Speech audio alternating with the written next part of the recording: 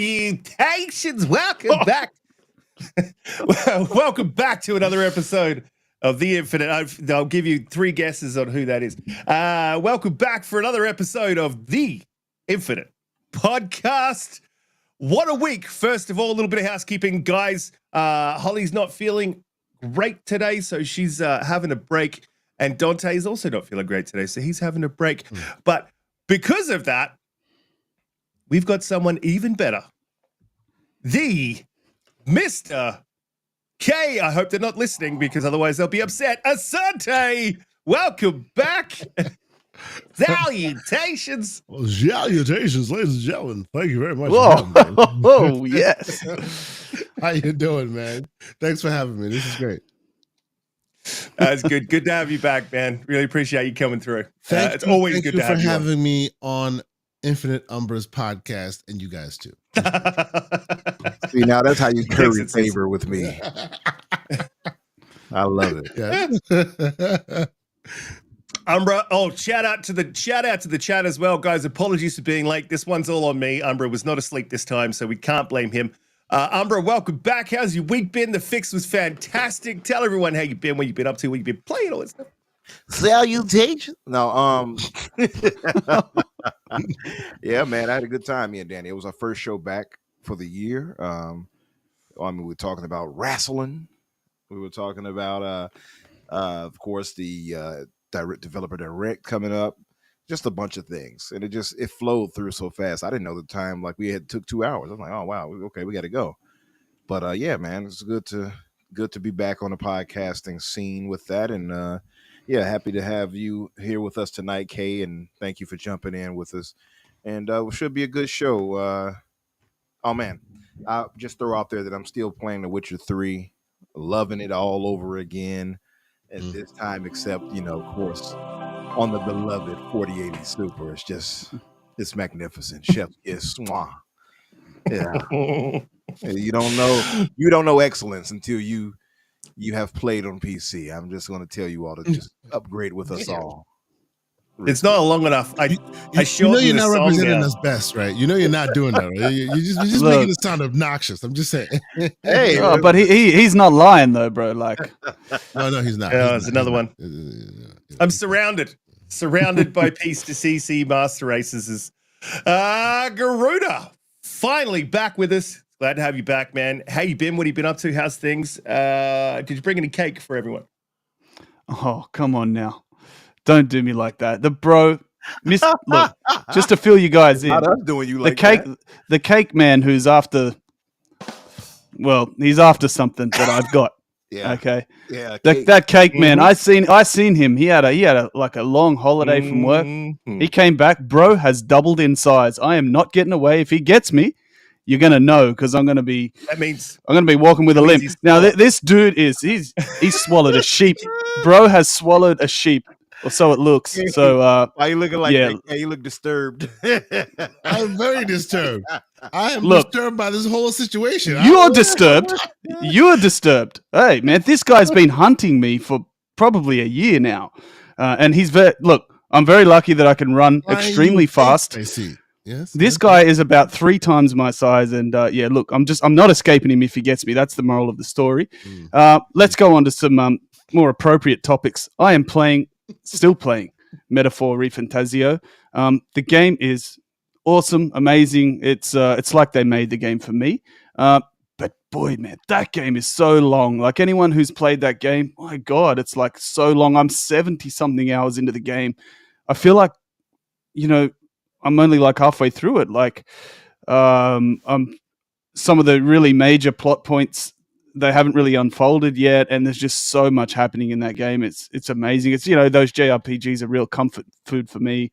I'm just enjoying everything about the game. I couldn't really criticize it much at all, except for the graphics. Look, art style's beautiful, but come on, bro. Like that looks like late PS2 era. Some of those textures and assets and things like that. Like it could be a little bit better in that regard, but it's really like art style's beautiful, but the game really, really bad. Like some of the textures and just some of the models and things like that are so bad. Like they are 3 generations old.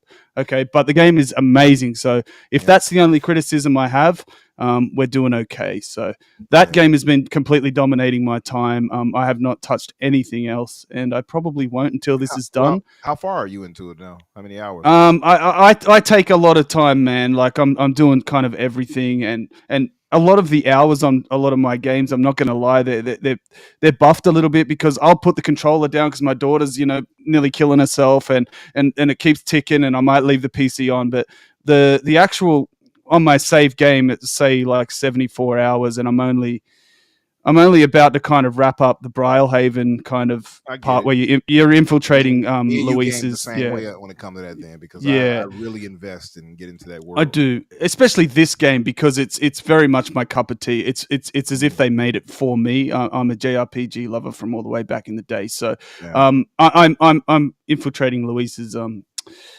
gauntlet runner, so I've got a lot to go yet, I think. So what is that? What is that? That sounds a little bit suspect, man. I'm infiltrating Louise's gauntlet runner, and look, no one is infiltrating anything I have. Just leave me alone, all right? I ain't touching no cake. I'm not having no cake, no matter how good it is. Don't leave your cake around me. Real player for real. True player for real.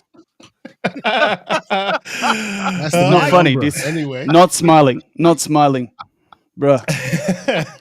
I didn't mind. Look, I probably need to give Metaphor a bit of a chance, really, because I like the themes, but it's just not my like I was liking the demo up until that final boss. Played that the whole way through, and I liked the sort of where it was going, the intrigue, the social structures, the political sort of side to it. Yeah. I think all that's really good writing. Sure. I think it's the pacing that did it for you, right? You were saying yes. Actually, that walk for 5 minutes, have a conversation for 20 minutes, walk for 5 minutes, load for 5 minutes, walk for 5 minutes, conversation for 20 minutes, walk for 5 minutes, action. I can see, actually, I was through some of those sections. I might play a whole 3 or 4 hour session sometimes, and I don't even go through any combat, right? And I was playing that the other day, and I realized, I'm thinking in my own mind, like, this would actually put a lot of people off. But for somebody who really appreciates story and who doesn't mind reading and really investing into the lore of the world and really just absorbing everything about the story, that stuff's okay. But if your attention span's a little bit shorter and that's not really your bag, it's not going to be for you, man, because there is a hell of a lot of sort of story exposition and side stuff that you need to go through. So, keep that in mind. But I just love the game, man. Yeah. I mean, I guess I'm a victim of the 2020s, right? Because now, like, my attention span is like a goldfish. I'm like, oh, something shiny. Yeah. Especially if I'm watching, Netflix thing, and then all of a sudden I'm really into the show, but then all of a sudden I'm realizing that I'm flicking through my phone while I'm trying to watch this show, and I'm like, well, what the hell happened? I'll rewind that, and I'm like, don't flick through your phone. This is important. And then 2 seconds later, I'm flicking through my phone. I'm like, God damn it! I'll rewind that again. I'm getting bad at that too. It's terrible. It's terrible. But and I guess Metaphor is like one of those where I will start doing that. I'll start flicking through my phone. I'm like, oh, what was that? That's probably important. What do I need to do now? Follow the golden thing. That's where I got to go. I don't know what I'm doing. But look, I don't normally talk about what I'm playing. Well, sometimes I do, but this week's been pretty stacked for me. I've been really, really busy. 2025 has been huge for me. Shout out to everyone. Happy New Year. I think we said that last week, but shout out to everyone. Happy New Year. Kids, I've got Christmases. I have a Boxing Day thing. Like, it's been flat out. Work's been crazy. I've got to fill in. It's not really a promotion, but I've got to fill in for someone who's above me and not get paid for it. It's fantastic. But I've been playing a fair bit and very ADD like. So I've been playing indie, trying to get through indie. And look, indie is a bit of a slow burn game, especially if you're trying to pick up all the stuff, which I am trying to do. And then it doesn't guide you directly to a lot of the photos and notes that you got to pick up and all this stuff. So you really sort of have to explore to get to find them, even though they show on the map. And there's a couple that I've spent like a good hour on, like, where is this thing? So I've been doing that, loving that. And I'm up to I think it's the last section when you're in Thailand, I think. And I've stopped there and I've gone back to just make sure I've got everything from there. So because it's a bit of a slow burn, I've been jumping in and out of COD, as I always do. Love COD. COD's fantastic. But It does take a bit of my time, but because of that, I was like, oh, Carrion. You know, I haven't played this. Apparently, it was in Game Pass before, but I was like, I've heard about Carrion this. I is think awesome. Skill Up. Carrion Yeah, it was. very good. Yeah. I got hooked. I got absolutely It's hooked. I awesome. jumped into Carrion. And The tentacles and the blood it's really good. It's really, really good. Yeah. And the you're just eating people to like grow when it's like To grow messed yourself. up. Love it. Very cool. Yeah, it's awesome game. It really is. Yeah. I love it. I highly recommend Carrion to anyone. I've been hooked, and I'm probably pretty close to the end. I think I've got one more upgrade to gather, and I've fully upgraded my monster. And it's like a reverse. If for anyone who hasn't played it, it's like a reverse horror where you're the monster. Going around like eating the people and trying to find your way out of this institute, and then you have these flashbacks where you sort of play as a human. And I don't know if I haven't played all the way through, so I don't know if I was once a human or what's going on there. So it's really, really interesting. Like I think I might have been human before, but anyway, it's a really, really good game. I'm getting stuck into that. And then the other game, weirdly enough, after what just broke not too long before the show, apparently, which I don't even know about, guys told me in the green room, I've been playing Gears. The Gears Ultimate one with my son because he, I don't want to get too personal on what's going on there, but I bought him a Gears hoodie. I don't know if you guys have seen this, but there's something at the Xbox store, really cool hoodie, man, and it's Never Fight Alone, and it's almost the the Dylan and Arnold Schwarzenegger it's with the fist like. And I bought him that handshake of all time. It was the manliest. What's so wrong? much The CIA got you pushing too many pencils. Dylan,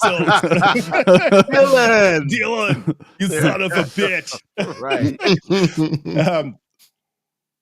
But I bought him that, and he's never played Gears, and he knows I'm a huge Gears fan. And I've many times said, "Hey, we need to play Gears, but he's never been keen." And I bought him that jumper, and then it's out of the blue. He's like, "Hey, Dad, you want to play Gears?" I'm like, fuck yeah, let's do it. This might be like time number 10. And then I might be spoiling bits as we go through, you know what I mean? I'm like, oh, this bit's really cool. And then he starts talking. I'm like, shh, listen, you gotta listen. So much testosterone in that game. I love that game too. And he's having a good time. So we've been so good. We've been playing a bit of there was a bit with the cedar, what do you call them? The reavers or what the big spidery things, right? Where you fight that in number one, you push it all the way back to the emulsion. And then it gets to the emulsion, right? And then you shoot the bridge and the thing falls in. Oh, yeah. And then Marcus like turns around to walk away and the thing's like comes back out. And Marcus doesn't even flinch, man. He just turns around. Takes one step back so the thing can come down in front of him and then it slides off and he's like, meh. Oh, just so good. I'm on my couch going, just see that shit. And he's like, yeah, it was pretty cool, man. So I'm probably more excited about him playing and us playing Gears than he is, but I love that game, man. Bro, I played all of those at launch, co-op, like couch co-op with my son. All of them, every single one. Yep, so good, man. Best so time. Good. Yeah, I went back through them just recently, so it was like only in 2024 I played through the entire series again, and I'm gonna do it again, and then apparently I'm gonna do it again. I guess we should hit the first topic for the week, which is bittersweet. I think bittersweet is a bit of bitterness, a bit of sweetness there. Shout out to Colt for spoiling the show for everyone. Nah, Colt's amazing. By the way, I just thought about it. The thing you were talking about is called the Corpser. The Corpser. Yes, that's one. Yeah. I was thinking Snatcher, but that's another one. Yeah, the Snatcher. You know what? I'm not. Yeah, no, it is, man. Don't go there. It is an enemy. And it even looks really similar. Sorry. We'll make a human out of you yet. You stick with us. Kay's like, I'm out of here. Do you regret this, Kay? Are you having regrets? Not yet. And then when it opens and releases them, all the slime comes. Anyway, stop it. I regret it now. I regret it now. Damn. Okay. That might need to see a doctor. I don't know. Bro, I don't know.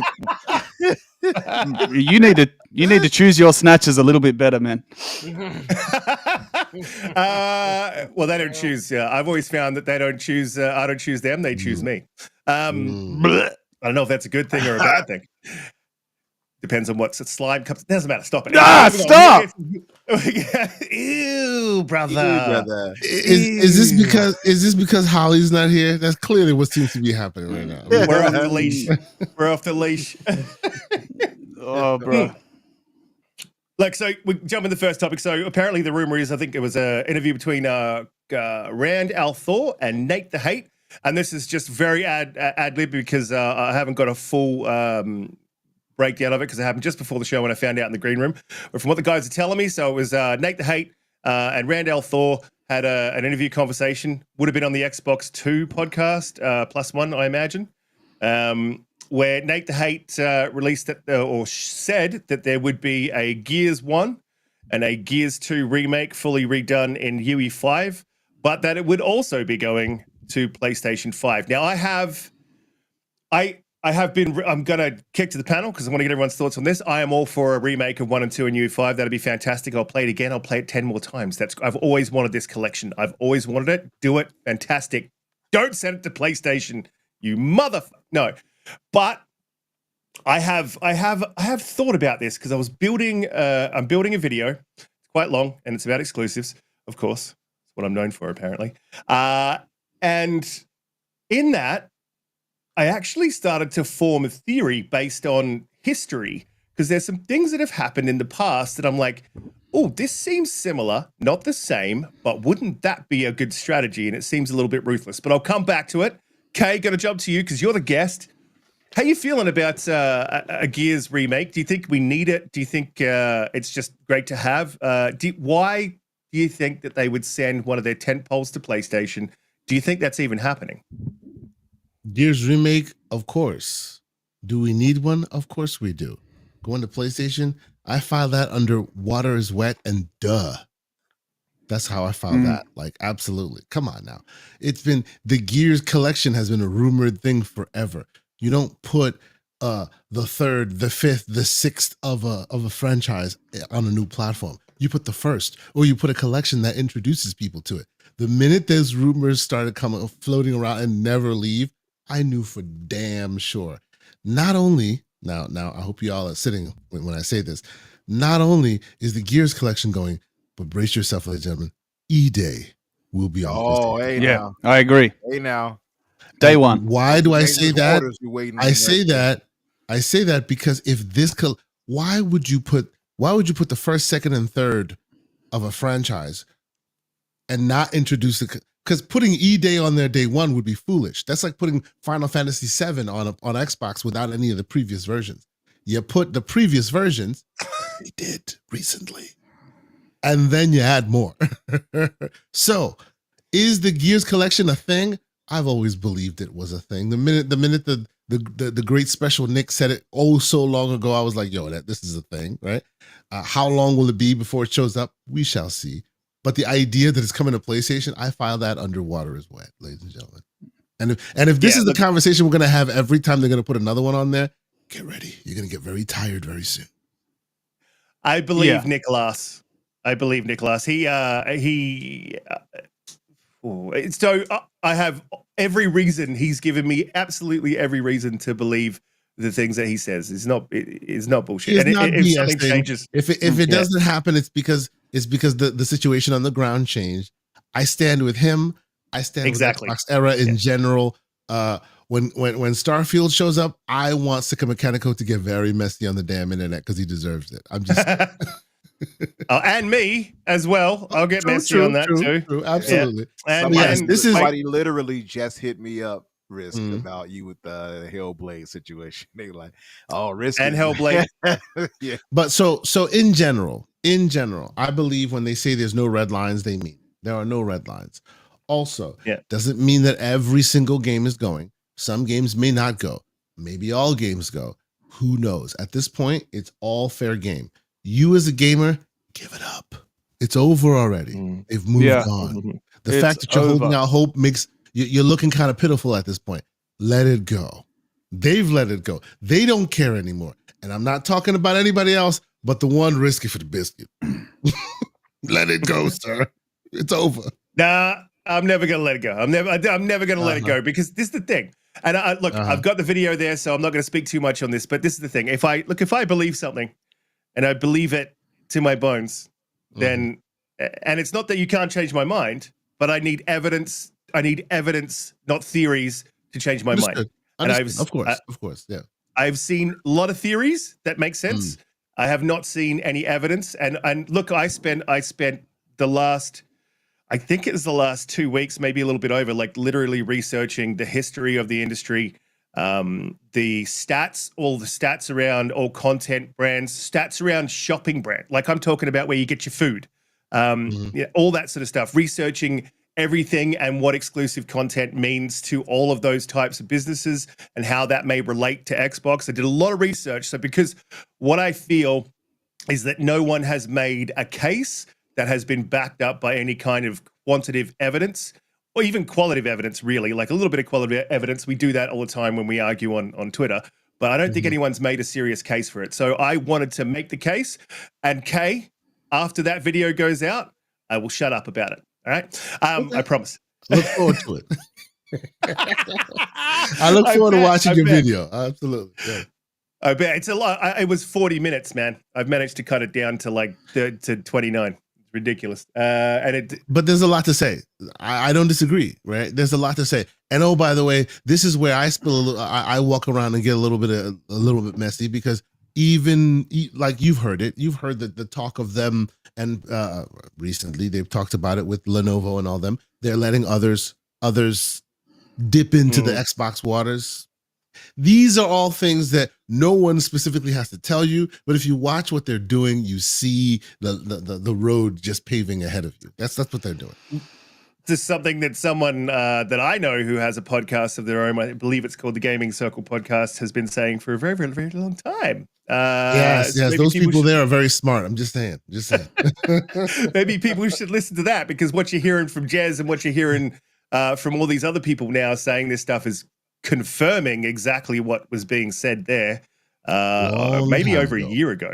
Yeah. Indeed. So maybe people should listen. Garuda, going to jump to you real quick. How you feeling about this? Look, I know that you, of all of the pony bots, the biggest of the ponies. No, you know. I know you, of all of the Xbox fans, have probably been one of the most critical in regards to their strategies, in regards to their how they've released information, how they've released even games at some points, how they don't release games, the performance of consoles. You've been overly critical, and you've done all that out of love. And I don't mean like the brotherly love on Weird Science, where he beats up on his and turns him in. I mean, like you want the brand.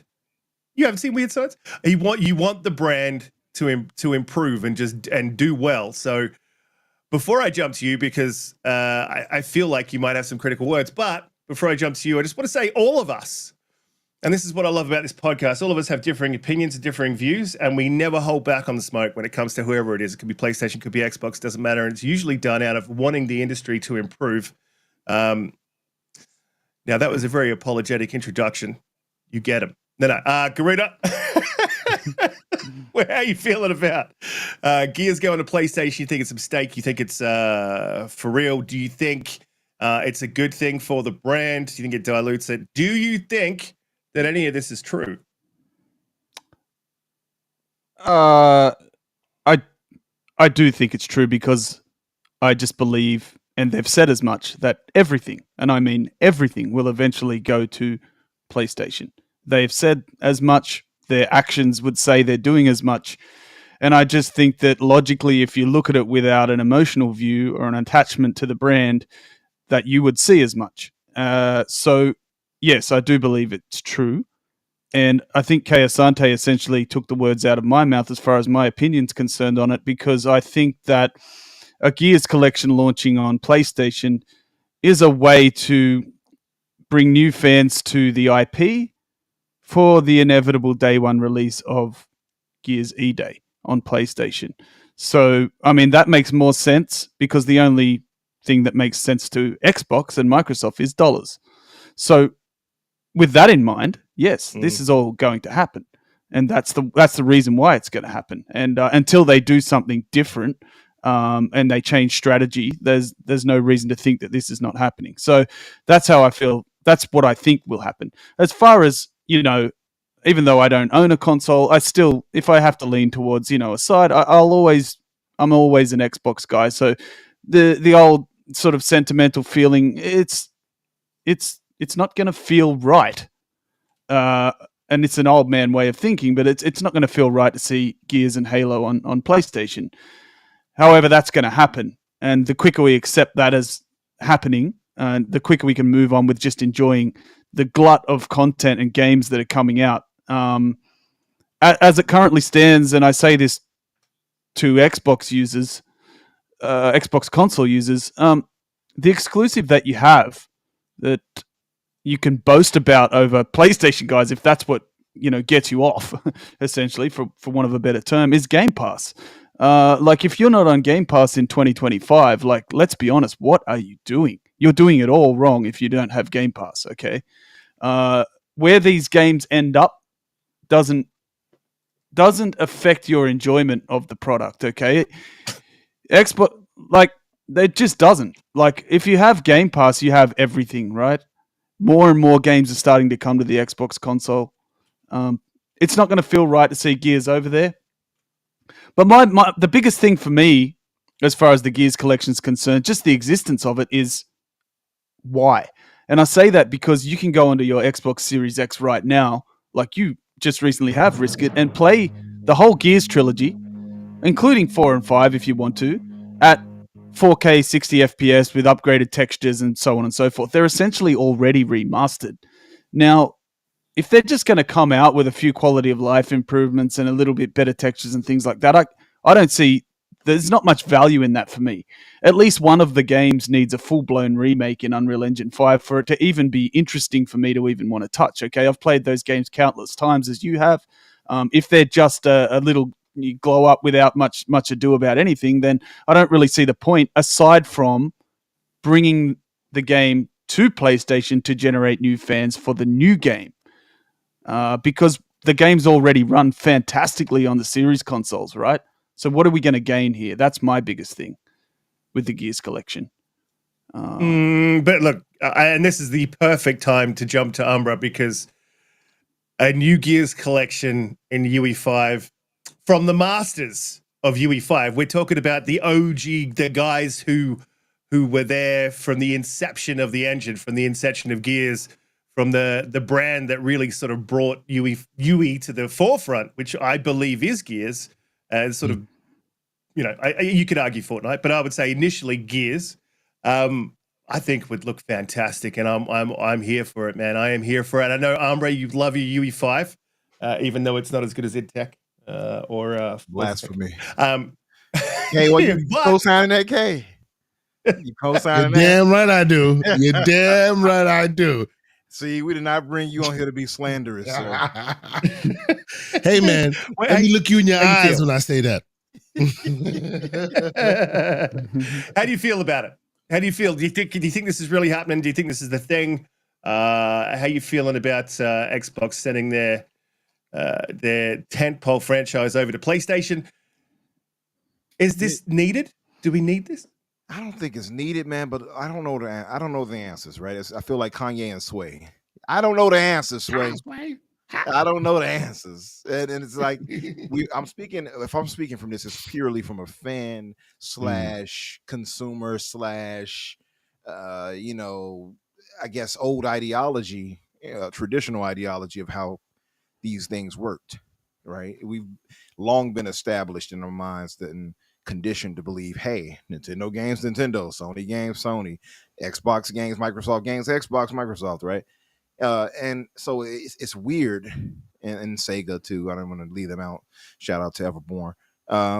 But it's like we have this weird mentality we have to shift from, and that's the toughest part, because it's a lot of things clashing for Xbox right now, actually, and probably is going to end up being okay for them money wise, because they're doing well, right? Like a lot of people are like, oh, they're third place.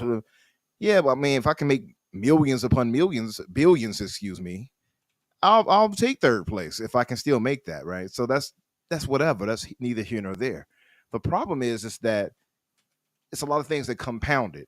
Xbox finally starts getting games. We're talking about all these studios they bought and acquired. Then they get ABK.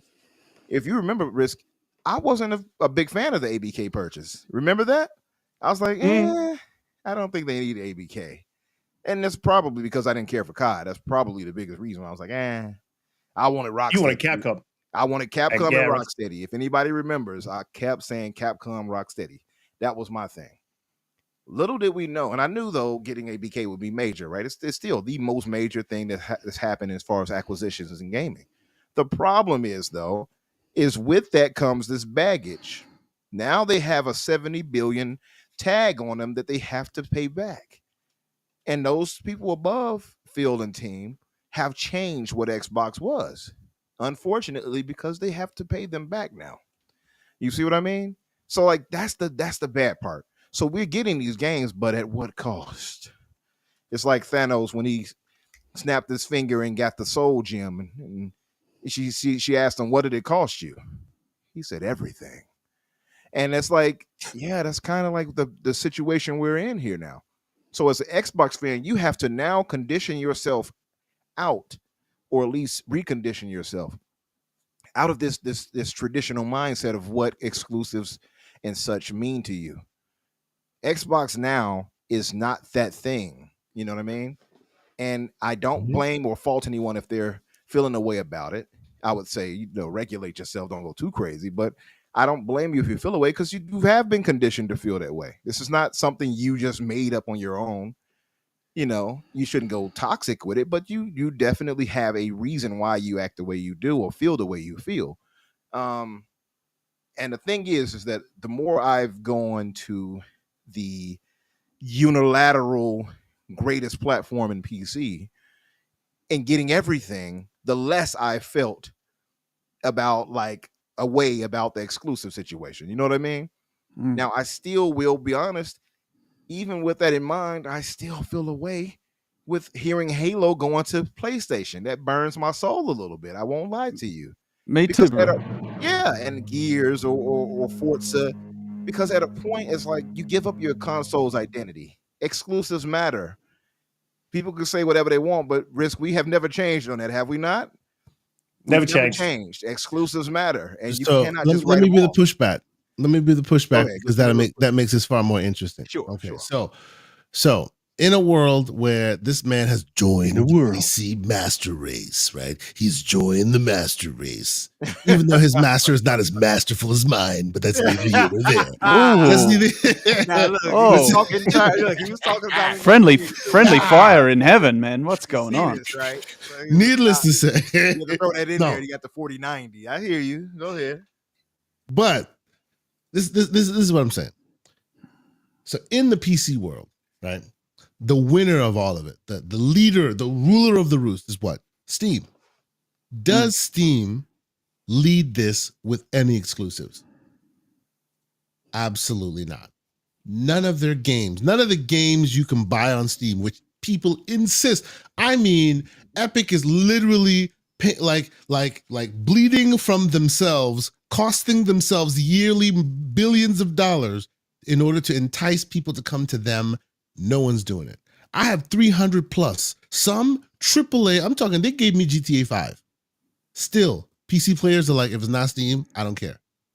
They have a single exclusive. So true. Yes, they do, but that's not why people are there. They are there is for the service, for the convenience, for the ease of use, right? I make fun of Mr. Everborn Saga for his CEG initiative, console experience gamer. All of them are console experience gamers. All of them want that simple turnkey experience. I enjoy the PC-ness. I enjoy the experimentation. I enjoy the oddities that can't be done anywhere else. But by and large, I know I'm a minority within this. Most people want the best of the best of the best, easy and convenient. Right? Yeah. And because of that, if you are able to offer something easy and convenient, I don't think exclusives will matter there. And you know why? Steam is the prime example. They have no exclusives. They just offer this easy and convenient way of getting all this stuff done when PC tends to be a cesspool. And what? They win it all. Right? Don't forget the sales, Kay. I was going to say sales on Steam. Oh, bro. Absolutely. Oh, bro.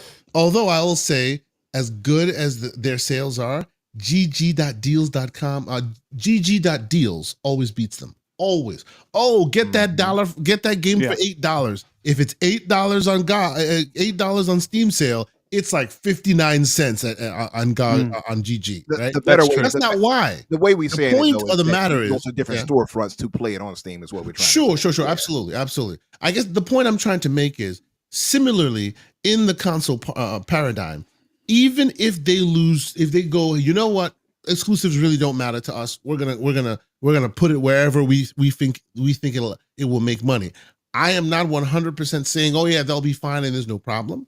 But I am saying that they have evidence to suggest that as long as the experience that they offer is turnkey and super convenient, and you got your quick resumes and your this and your that and you're upgrading to the newest operating system without having to charge you an extra cost, and the thing that they use to differentiate them from the other guy, I think that make them all right, even if exclusives aren't part of the equation. Now, let me be clear though.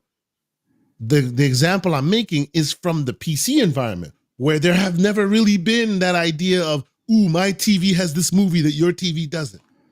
Consoles are a different beast, right? So it may very well be that those console gamers, those folks like yourselves go, you know what? You ain't got no exclusive, so I don't know the reason why. But there are other audiences where exclusive content may not be their priority. That's all I'm saying. Yeah, and I think that's fair, right? Now, I guess it's to be expected that this is it's tempered by a hardcore gamer experience, right? And so everybody here in the chat, all of us here, we're hardcore. We're not the soft, like, oh, I'll play 2K and that's it. We play everything. So this is specific to our audience here. And that being the case, I think you're right in what you're saying, and the overall, and the majority you're right about, right? The grand majority.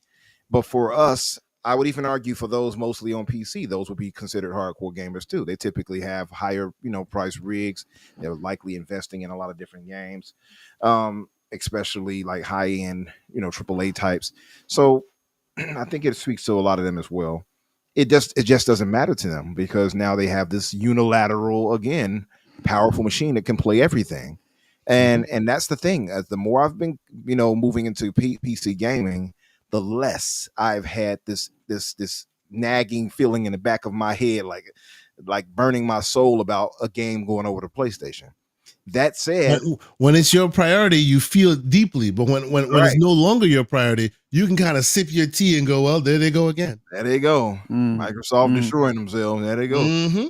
But that's what it is. And I'm being facetious, of course. I don't think they're destroying themselves, but I think, and I get those who, by the way, I see you guys in the chat. I know this is, it might feel like a tired debate, right? Or it might feel like a tired talking point or discussion. I understand it 100%. Shout out to John Wolf, 5-1. What's up, MJ? And so I get it too from you guys' perspective 100%, but I think you all have to realize that's coming from the perspective of you're being tired of this because it's happening, right? And I think if it was good news, you wouldn't be like, oh, enough good news. We don't want to hear that anymore. No, you always want to hear good news. Bad news you don't want to hear. But I think that's part of the problem is that some people that I think are still kind of like in denial, because I've seen a few like, oh, where's the article stating this 100%? And it's like, listen, where there's smoke, there's fire, right? And I think it's better to prepare your mindset now going forward that Microsoft is going to put a lot of their games over on other platforms.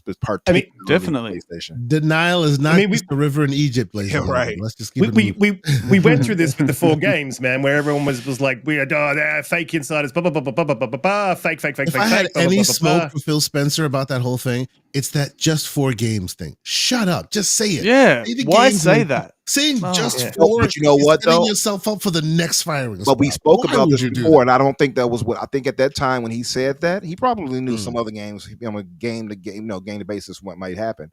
But I think that initiative was forced more so by Satya or those above him. Like, for sure. I'm not I feel like it was a mistaken by change that. after he said that. You know what I mean? Yeah, for sure. But I mean, that's.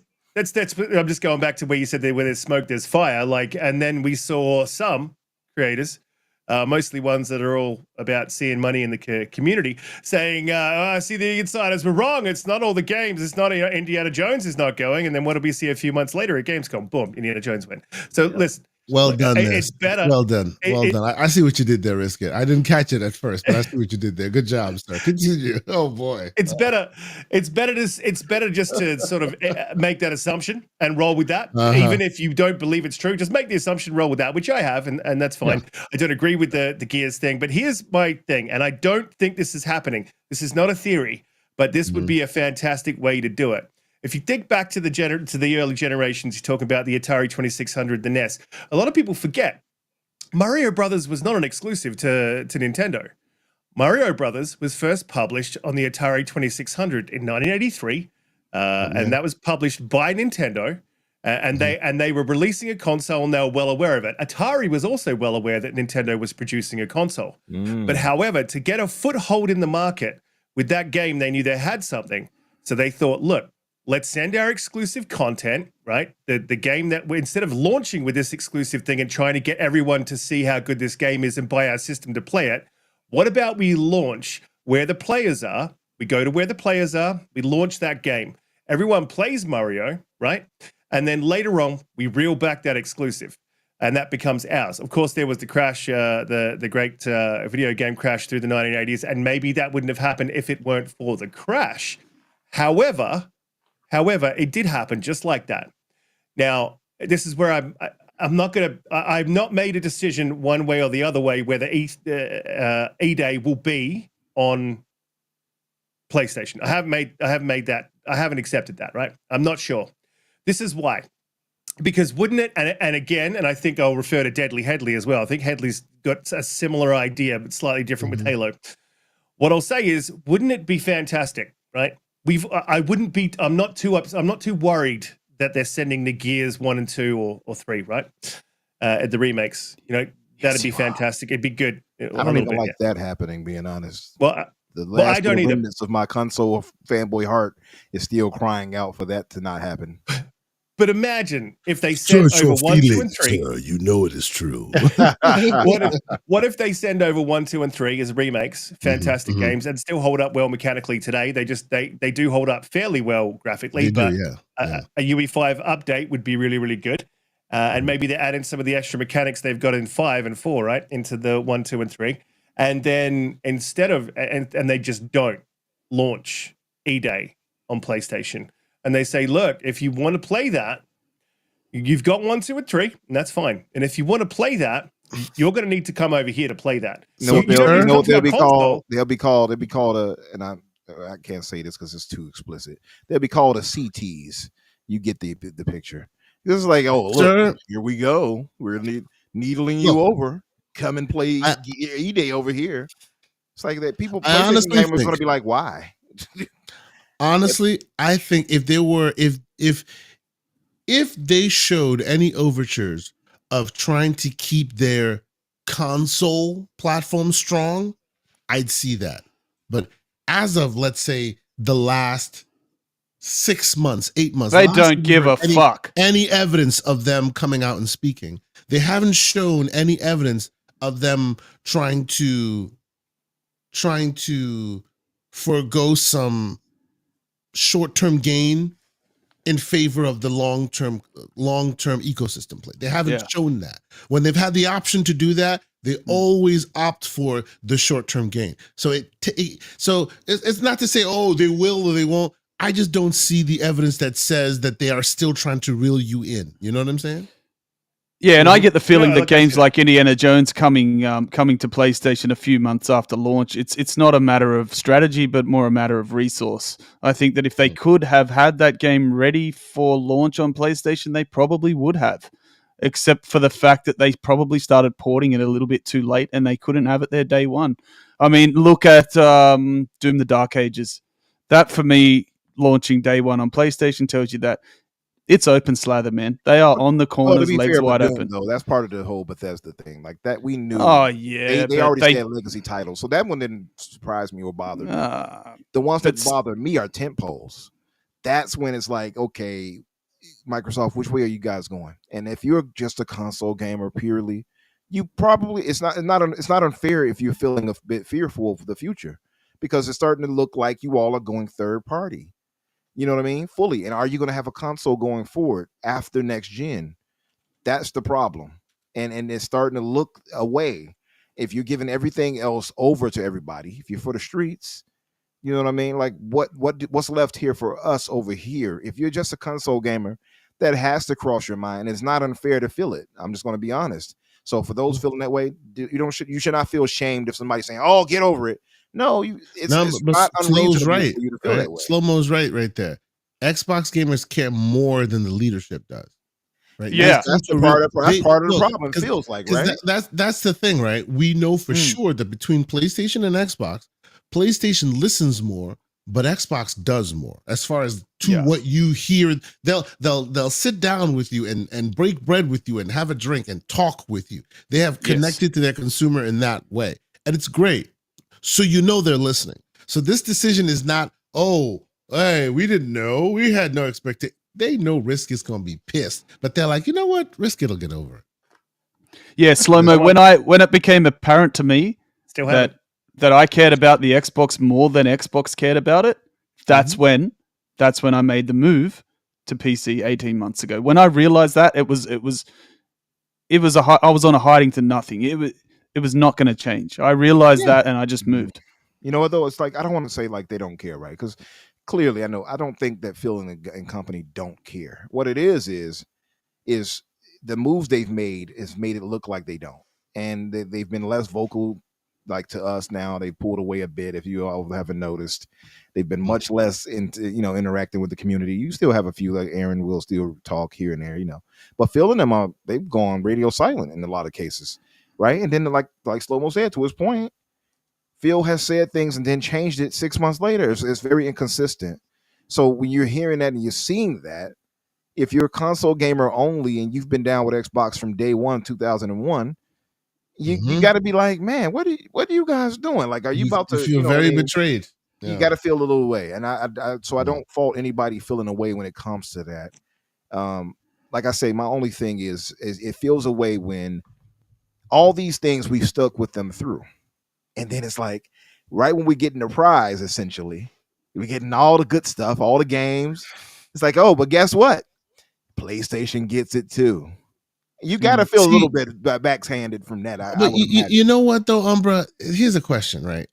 All that time, and I hear you. I've heard this sentiment multiple times, and I agree with the sentiment. I agree with the fact that people would be disappointed, right? But I have always been on that train of your relationship with these entities are transactional. You don't pay for 6 years from now. You pay for what I'm getting.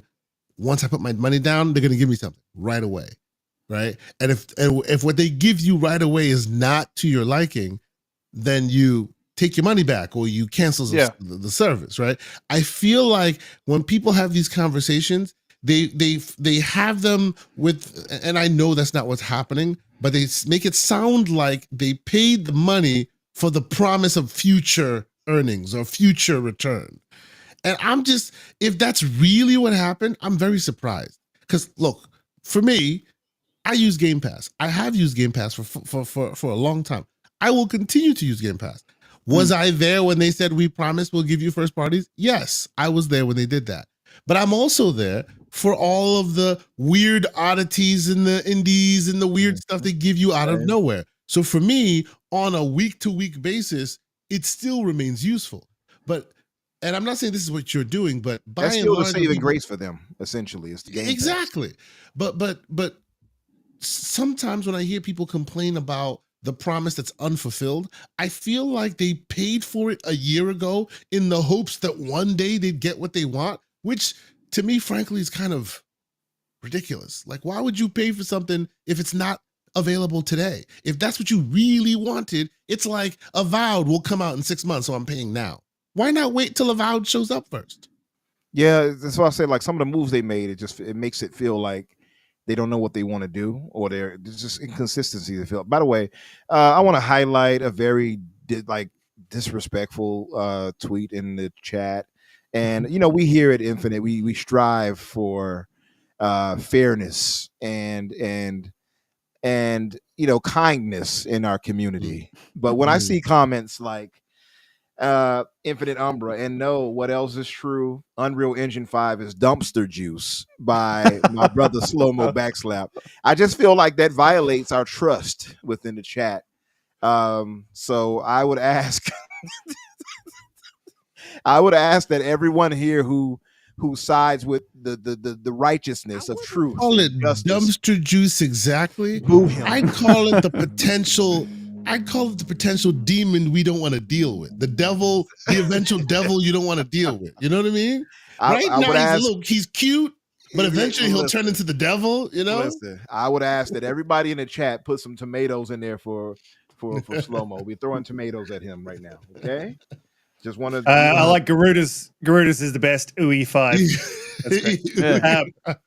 Pooey 5. Forgive him, UE. He knows not what he says. Remember all this, ladies and gentlemen. When the eventual time comes and everybody's like, "Oh man," and Epic is just a bunch of what's because they're just gouging the consumer because they're gouging the developer. I'll be like, Go hunt down Infinite Umbra, Unreal Engine 16, whatever that time is. Go hunt him down because he's the one that made this happen. Yes.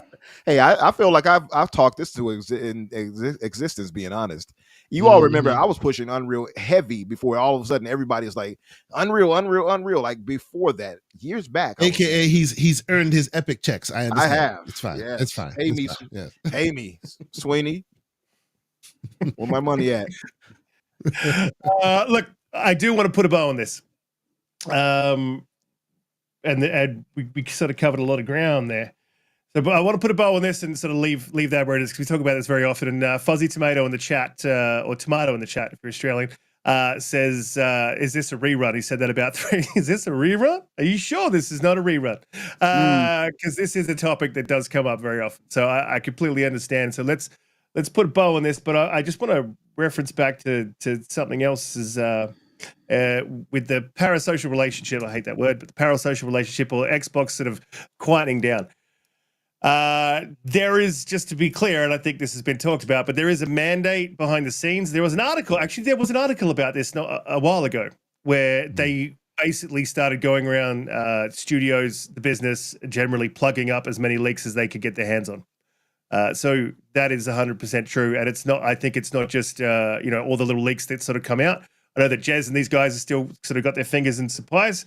But yeah, the leaks have very much been plugged up. They've been really sort of mostly good at getting that done. And I think part of that, or as a result of that, the leadership at Xbox has sort of stopped engaging with the community so much, as well as some of the bad will that sort of came their way with the announcement of the 4 games. And you can completely understand that, and I do completely understand that, and I think it's absolutely fair. I would probably do the same. If someone started talking bad about me, I'd be like, fuck these guys and stop talking to them. However, before we move on to the next topic, I do want to get these super chats. So Spartan661 with the $5 super chat.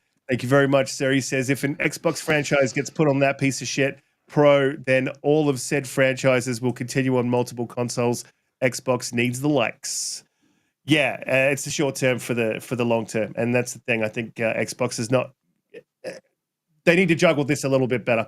They also need to juggle the communication a little bit better. The short term communication for that short term gain, and they don't need to communicate the long term. They just need to communicate the short term, which they're not even doing that. So, and when they're talking like the short term is in what happens next week is what they're communicating. They're not saying, hey, like this is now what we're going to do.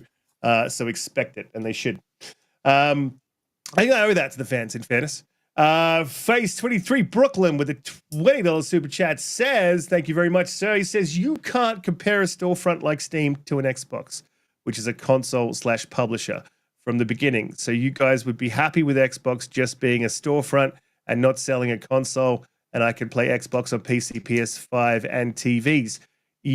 No, I wouldn't be happy with. No, I don't think I would be happy with console going away. No, not at all. No, but I think that's where they're going. And I say this a lot because people always misconstrue. We're not saying we agree or disagree. We're just telling you what's happening. right? And based on some other information that's leaking out, that's been going around right now, there's a world where you still have your console, right? If you are an old head and you want to buy an 8-track player, you can still find them. You want to buy a record, you can still buy a record. That exists today, but that's not the primary method of consumption. And I think that's where they're moving. That's what they want to try and spearhead. They want to turn Xboxes. Remember, we compare them to Netflix all the time. What was Netflix?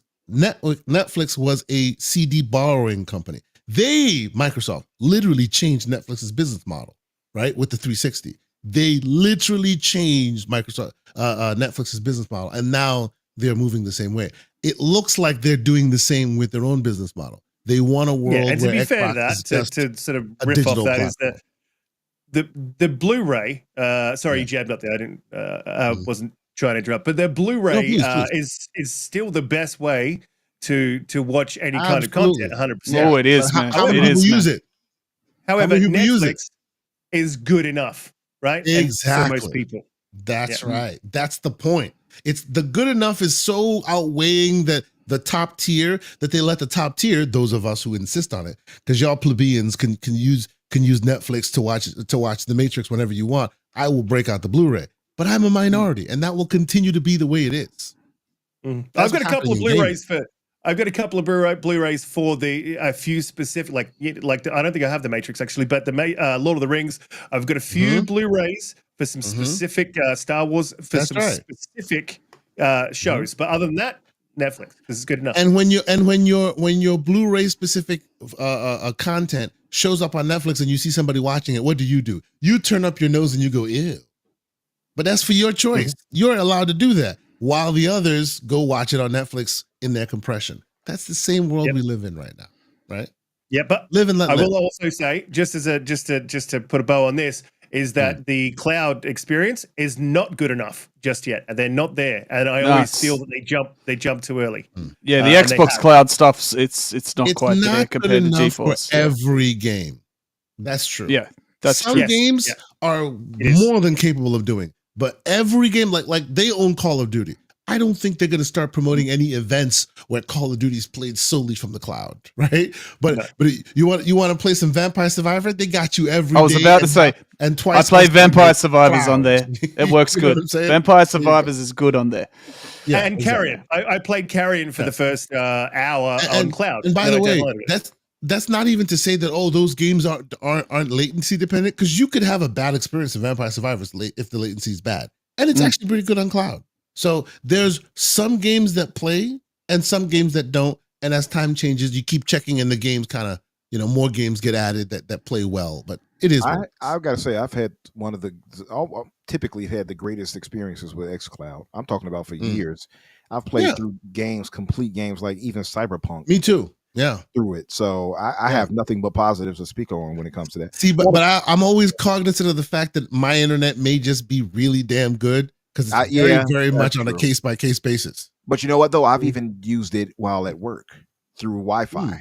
So, and it's still good. To be fair, I am in Chicago, big metropolitan area, downtown, really nice building. So, to be fair, maybe that's it too. I don't know. But now here in Australia, we've just got away from dial-up, so...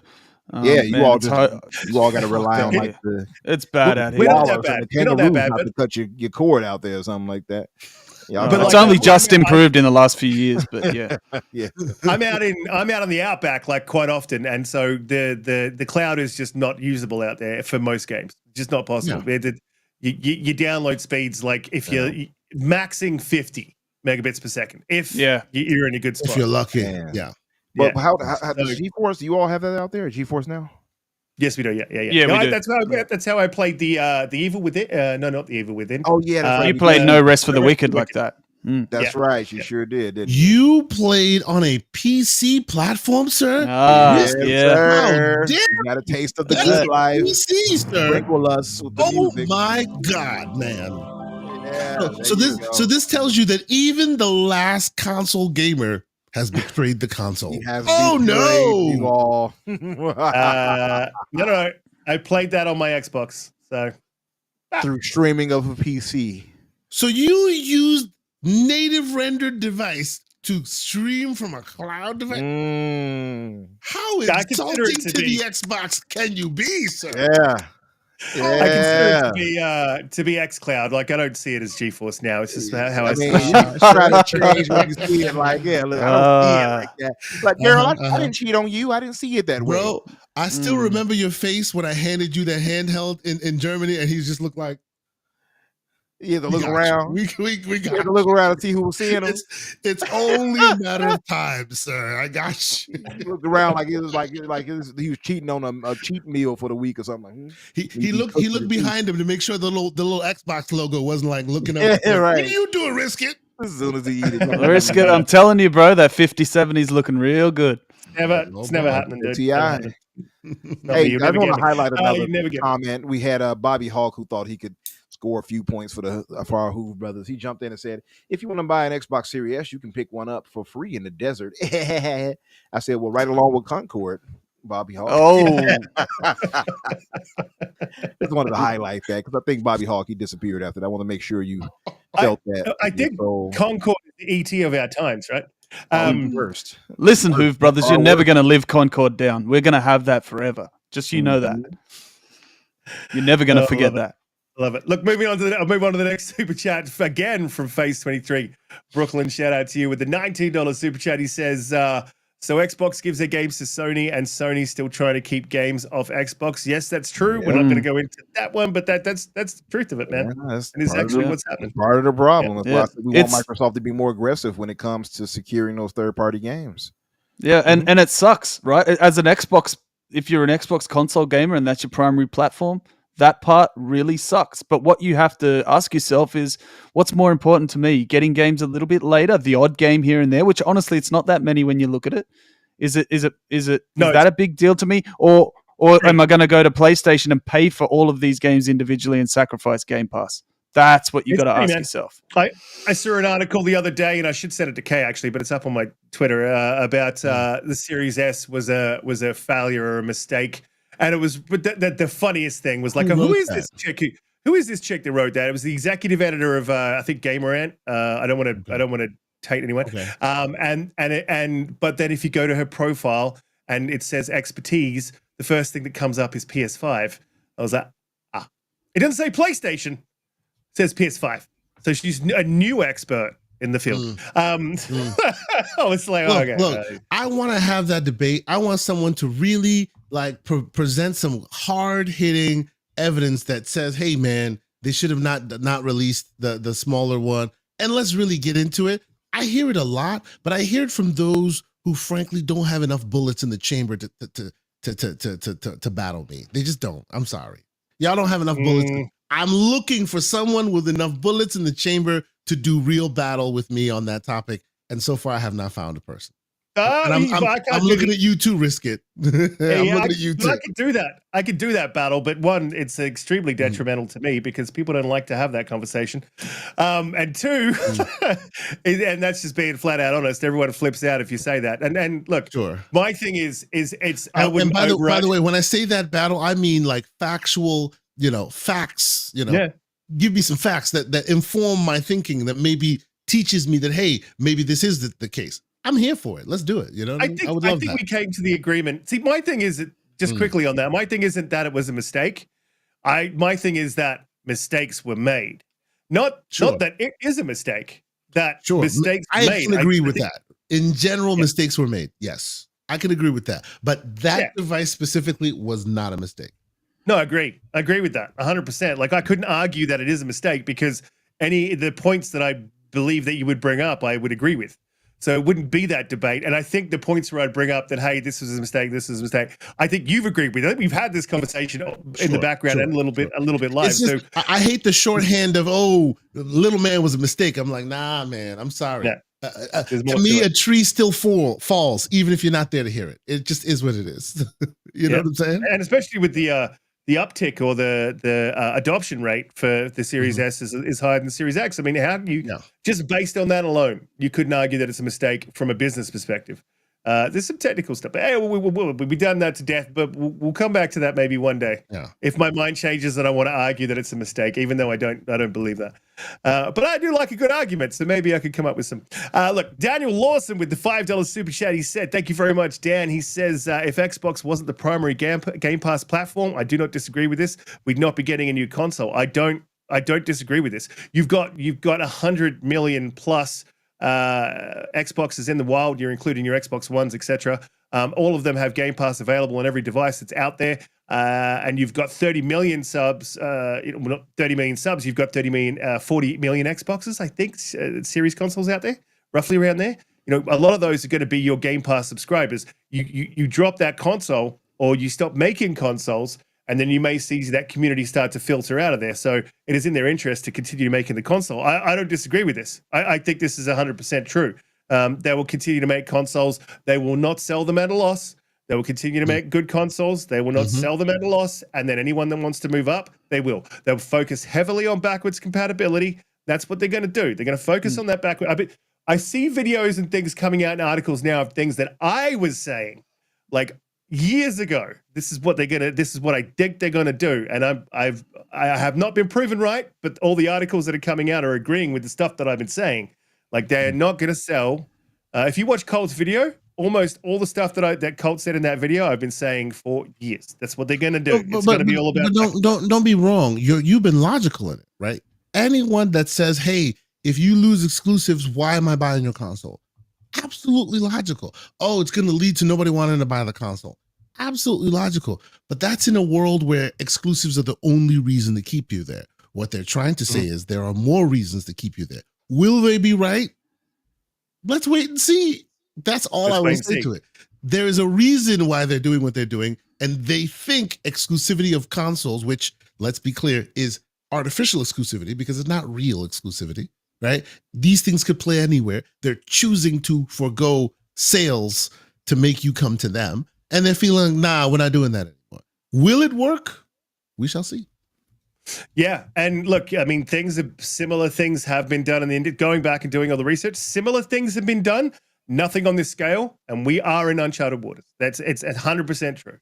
Like anyone who says, "Oh, they did this," but yes, there's been similar, and there's things that you can point to in the industry. Nothing quite like what they're doing now, and so it's very difficult for anyone to use the normal predictors that you would use to say, "Hey, this will be successful," or it won't. We don't know, and depends on what they do. But my point of view again is like, don't sell that console as a loss. Sell it as a piece of hardware, and you pay for your R&D that way. That's what you do. You pay for your R&D by selling that console at profit, right? That business becomes its own sort of little entity. Then you have your software business that runs on that, right? As well as you make sure that thing's got the raw power to be attractive, and then you offer options, And how would you do that? You would import other storefronts in there. If they do all that, there's a possibility. If they do all of that, more storefronts, your quick resumes and your auto HDRs and hey, there's a new version of the game. It just works, and it just comes to you. There are features, plus what Garuda was saying, And oh, by the way, a lot of the third parties, not all of them, a lot of the third parties just kind of end up on the service that you already pay for. I am not 100% sure. Let me be clear. Maybe this is me hedging. I would not say that they have the key or the right answer or the move, but I do think that there are more reasons than just exclusive content to buy into their ecosystem. There's a reason you buy a Samsung TV instead of an LG TV, even though they don't offer you an exclusive movie. One offers services that the others don't, that you find advantageous. The question is, what are they? That is for them to answer. Yes. Mm-hmm. So, okay, if I was coming into gaming today and I was not a gamer, but I'd suddenly discovered a love for it, okay? Mm-hmm. And I was faced with the options of an Xbox Series X or a PlayStation 5, and I had all the facts and figures laid out in front of me by someone in the know like one of you guys. Today, I would choose an Xbox, okay? Because Game Pass is more valuable to me than missing out on one or two games that I most probably wouldn't play anyway. Okay, Game Pass, the value of it and the allure, the controller, the ecosystem, the dashboard, everything about it is better to me, and I would choose that if that was those were the two choices I was faced with. And there's a lot, like Kay said, that you have to weigh up when making a decision. And I just think that most people who had those facts laid out in front of them today would choose an Xbox. However, PlayStation is an extremely popular platform, and they've just reached that point where it's very difficult to change that. And Microsoft knows that now. They can't win that fight, right?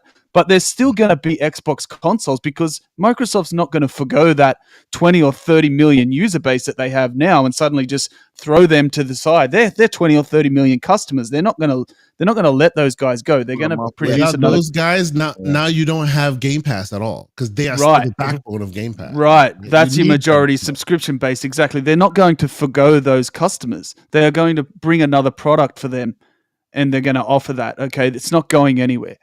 You just have to decide what is more important to you. Then they're going to make profit off those. That's what they're going to do by not selling that as a loss leader. And you may only get the uptick of 20 million, but it doesn't matter because you only produce 30 million. You've got 10 million in stock and you've sold that hardware at a profit. You've made money on those consumers. You've still got the backbone of your Game Pass subscribers. That's all positive. I can understand what they're doing and how they're going to do it if they do this. But this is what I believe that they will do. Then they leave the critical mass to Lenovo or ROG or HP or whichever other device maker that chooses to take that message to the mountaintop, which, let me be clear, I still think that's a very dangerous potential waters to do. Every time you let somebody else tell your narrative, they end up not telling it right. Windows 95 says hello, but okay, we shall see. Well said. But I mean, Xbox doesn't tell their narrative right either. True. Spartan 661 with the gifted 5 memberships. Thanks, Spartan. You're an absolute legend. Fuzzy Be Nice, Tim Pier 21, Surrogate, and Fake Man Bear Pig. All recipients, guys. Shout out to Spartan 661. Let him know you appreciate it. Thank you very much. And that video that I'm going to release when I can finally get it fully edited, there's a lot to do with it. I'll leave that in members only for a week. There we go. Daniel Lawson with the $5 Super Chat. Series S will pay dividends when the handheld comes out. Yes, absolutely. And maybe that Series S should have been that Series S should have been a handheld all along. But hey, you know, what do you do? Had they released a handheld first, then you would have made your life of the developer even more difficult, right? They used the Series S to limit the TDP ranges of the console so that the next generation that is a handheld fits right in. But if you start with a handheld, now the hardcore AAA game makers have to start limiting it really hard from day one. That is harder to do. You know what I mean? That's like every time you make a game for Series S, you're making an impossible port at that point. Right? It's like Steam. You're at Switch territories at that point. Which some developers are already complain about. True. Yes. Not many though. This is the thing. These articles are there's literally 3 games that I can think of off the top of my head: Baldur's Gate, Ontario, whatever the hell it was called, and Black Myth Wukong, that have been highlighted as these specific problems. That's 3 games out of a generation of how many? Come on. By the way, read the articles from Black Myth Wukong more carefully. People are taking some crazy narratives. Read it more carefully. He didn't say that the box is messed up. He said, and I'm paraphrasing, their teams don't have the experience necessary to make that box shine. It's not the box's fault. He's saying his team doesn't have the experience necessary to make it. Yeah. They don't have the experience necessary. Why is that all of a sudden the box's fault? That just makes no sense. People are going to run with a narrative to demean the Xbox Series S whenever they get a chance. That's 1. 2, they're like, well, it doesn't have the power overhead to get it done right away, blah, blah, blah. So they're going to find something. It just comes down to console warring nonsense at the end of the day. But you're right. If there would have been Coalition, we'd have had the game day 1, I guess. Yep, 100%. That was crazy what Garuda's glass just did then, disappeared. Look, Glassdoor, this sort of gets into the second, but we're only in the first part of this topic, and we are like an hour and 20 minutes in. Glassdoor Gamer with the $2 super chat says, Xbox always leaks things before a showcase. Shake my head. Yes, they did try to plug up all the leaks, but not Jez's leaks. And I'm going to give huge amounts of shout outs to Jez on this. Jez has been saying this about Final Fantasy for such a very long time. So is Special Nick. Nick also said this. Yeah. He leaked it on our, I believe it was on our show. Show, that's right. On the show, Final Fantasy 16. Here, you heard it first. And apparently it is now coming to Xbox, and that is the hidden game. Listen, for me, Special Nick was first, Abdel, but I'm going to give shout out to Jez as well because he backed that up. And then the two of them have copped absolutely nothing but shit from Twitter ever since, from both sides of the community. And so, listen, I'm not a massive Final Fantasy fan. I got to say, I will play 7 because I did play the original 7 back in the day. So I did want to play 7. But hearing when I initially thought it was coming to Xbox and then what they did with the stickering and all that sort of stuff, I was like, look, I'm not playing this on principle. If it comes to Xbox, I'll play it. So when they bring it, I'll 100% play it. But as far as 16 goes, look, I played the demo, was not impressed. I do not understand that game and how people were loving it. Xbox guys, listen, from a Final Fantasy lover from the beginning, when you play Final Fantasy 16, you're going to wish they kept it over there. It's shit. It's not Final Fantasy. I'm sorry. It's just not Final Fantasy. It's not the typical Final Fantasy, but not even close. Not even close. Right? It has the big I forget what they call them in this game. The what do they call those big monsters they summon? Summons. Yeah. The summons. It's a different. They name. are summons. Yeah. Icons. Yeah. Icons. Icons. Yeah. They changed it for Final Fantasy 16, but they didn't call them icons in any of the other ones. Yeah, so icons in 16 for sure, though. But I mean, I'll say this: I did enjoy 16, but it's not perfect. It has flaws. To me, it was like a 7.5 out of 10. Yeah. Love AJH's response there. He said it's wank. Yeah, it is. I'm not a massive fan. It's style over substance, man. That's what that game is, style over substance. And I'll tell you, I'm going to go on a really quick rant about Final Fantasy. Everything after 10 is sort of forgone its roots in a lot of ways, and each individual mainline game deviates so far from the last that it's very hard to keep a consistent fan base to the point where you're like, what is this next one? What is the genre even going to be? They're not real. It's to the point now that the mainline games aren't really RPGs anymore.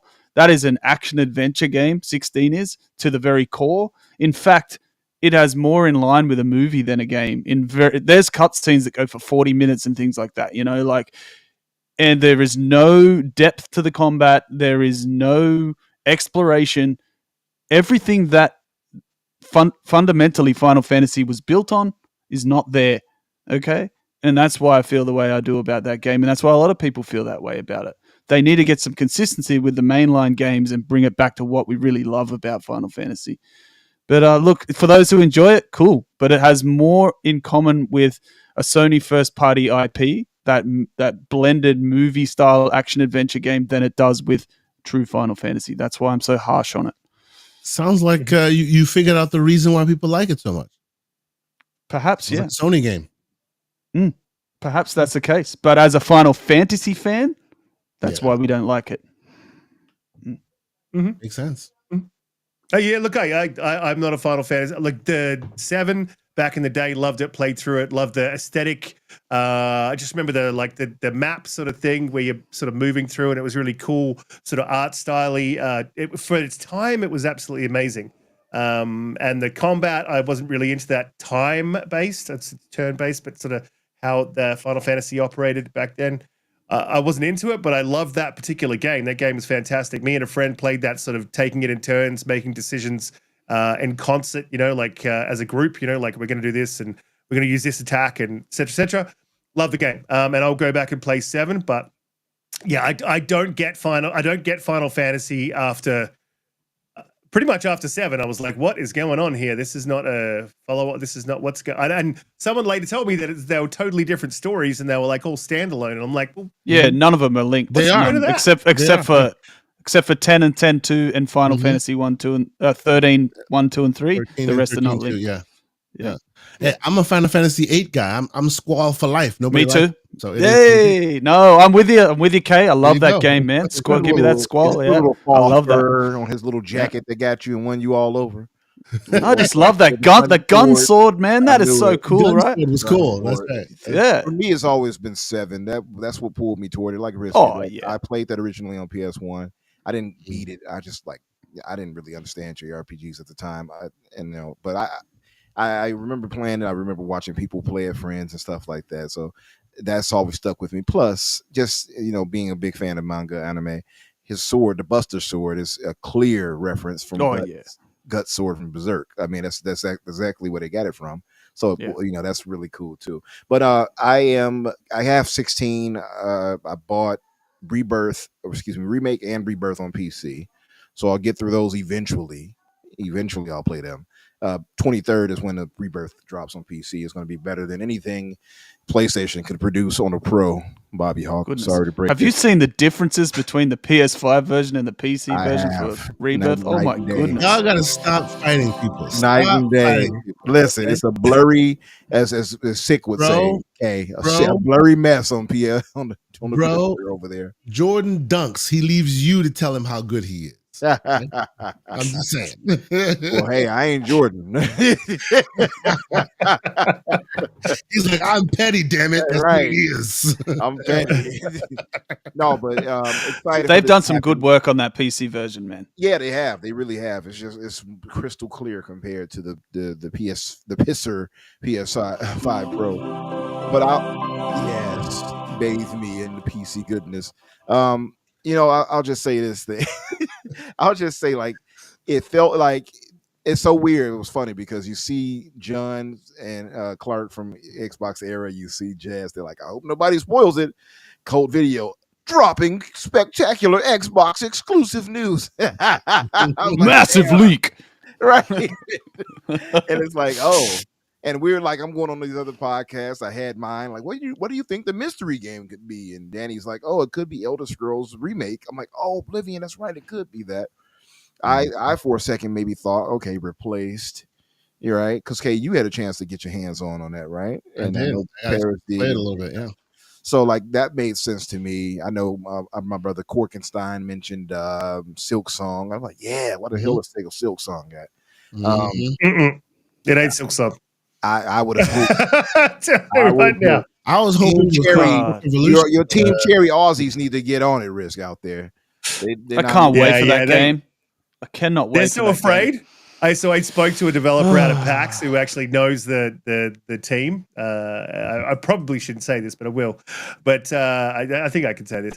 They are hugely gun shy. They understand the huge hurdle they have to climb. Yeah. And people love the first one. Yeah. They are so I love the first one so much. Saying absolutely anything to anyone about that game, because every time they do, the internet just catches fire and they get fully attacked. Doesn't matter if they say something like it's coming in a week and they're like, why is it not here now? Whatever the hell they say. They've learned to just shut up. And I think when that game's coming, you're getting a month announcement, and then it's going to be out. That's what I only played Hollow Knight for the first time last year, and oh my god, it is so good. It's like one of the best games you can ever play. It is incredible. Metroidvania / Souls game. Souls, yeah, yes, bro. It is so good. Tough as hell. But by the time it turns into a Souls game, you've been playing it so many hours. You're confident of the skill. It doesn't turn into a Souls game from jump. So well said. If you do a Souls game from jump, you would have probably rolled off right away. Yes, I would have. Like 20 hours in. Yes. It's amazing. It's great. Well said, Kay. Because I don't like Souls games. Yes, me neither. Oh, you're not a fan? Oh, neither one of you fans of them, huh? No, I don't like them. But I hate them. I love Hollow Knight. And that's the thing. Like, great developers know how to kind of ease you into that, right? They kind of train you to that point. And that, I know. When I said it, I heard it when I said it. Great developers know how to how can I say this without him doing the drum? The great developers know how to train your mind for that moment. That moment, huh? What moment we talking about? That magic. Oh, okay. I'm just glad it's not. It's not me. But yeah, they know how to get you trained and conditioned before that actual stuff kicks in, and this is one of those games that does it. So I'm super excited and hyped for. Oh, me too. Game. Yeah, you know what's crazy? I released the extra part at the end, though. You got that part Yeah. That's what it's called. That's that Oh. super hard part at the end you have to do. Oh I my never did God. do that. And it's You mean the white? Is it called the White Castle or something like that? Yeah. Yeah, I did that, bro. Oh my You God. did Oh it? my I God. watched Oh a God. video of it The on platforming. YouTube. Yeah, Oh, I saw it bro. on YouTube. I'm I like, did it. what the hell? I'm like, I'm Oh. supposed to get through that. I'm like, it looks Yeah, I like one did of it. those Mario creator stage. You know how the people make them insane Mario Maker stages? That's what it looked like. I'm like, sheesh. The game is I reckon. awesome. I Anyway. think that Silk Song is going to be absolutely amazing. But look, thanks to Colt, we know exactly what's going to be that. I don't think Colt Rand and Nate the Hate have got are being talked about in happy stead at the moment in Xbox. They would be a little bit annoyed, I think, about that reveal. But hey, it is what it is. It's out on the street, so I'm glad we get it, and I'm glad that Special Nick and Jez get the vindication that they deserve. And Special Nick's on a run at the moment because also they get the Gears collection as well. So he said that was being worked on a very long time ago, and I believe the man. And you should believe the man. I'm telling you, it's not just because I'm Australian. Look, we got it. Eventually, I started to doubt it just because we never saw it. I was saying it earlier before Kay joined us. I started initially. I was like, but hey, he's also said that Banjo-Kazooie is being worked on. So there's that. Yeah, he's also said that. Interesting. Yeah, but whether it comes to fruition, they could end up canceling it. To be fair, yeah, true. They could, yeah. Guys, please hit the like button, share us out. We go live 8 p.m. EST every Friday for the minute until things change again and we do a second pre-record. But whatever's happening, we are here every Friday, 7 p.m. EST. So share us out, jump in live, have some fun with the team. Moving on to the next topic. Look, we've sort of covered the Xbox Prime, right? Though I do want a little bit cover that because it sort of feeds into what we were talking about with the next console coming along and what it will be, and et cetera, et cetera, et cetera. And I think the main crux of the rumor here is that it's coming out in 2026 still. That's still the targeted date. And so, look, I don't want to stick on this because we have taken up a lot of time with our first topic. So I just want to get a quick round the table. Do we actually think it's coming in 2026?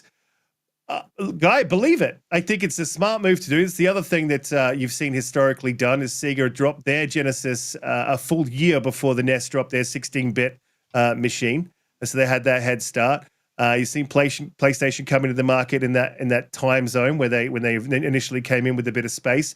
I think these console makers giving themselves a little bit of space or a full year Xbox did it, and they came in and sold with the 360. They came in a full year before the PS3, and they gave themselves that space, and they sold I think 7.5 million consoles before PlayStation 3 had even sold one.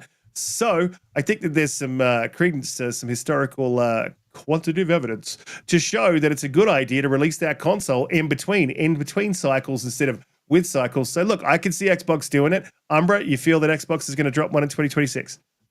Yeah, I think again, where there's smoke, there's fire. It seems like everything seems to be pointing to 2026. By the end of this year, I expect them to show up at the VGAs and be like, "Oh, this is the Xbox, I don't know, Alpha or something, whatever they call the handheld or something." And because the main one will be Prime, so I don't know what will this one be. Yeah, but I expect it. I believe that's the case, and it just makes sense at that point. 2026 makes sense for next year. Absolutely. Kate, what do you think? 2026. Yeah, I too also agree with that sentiment. They've released, what is it?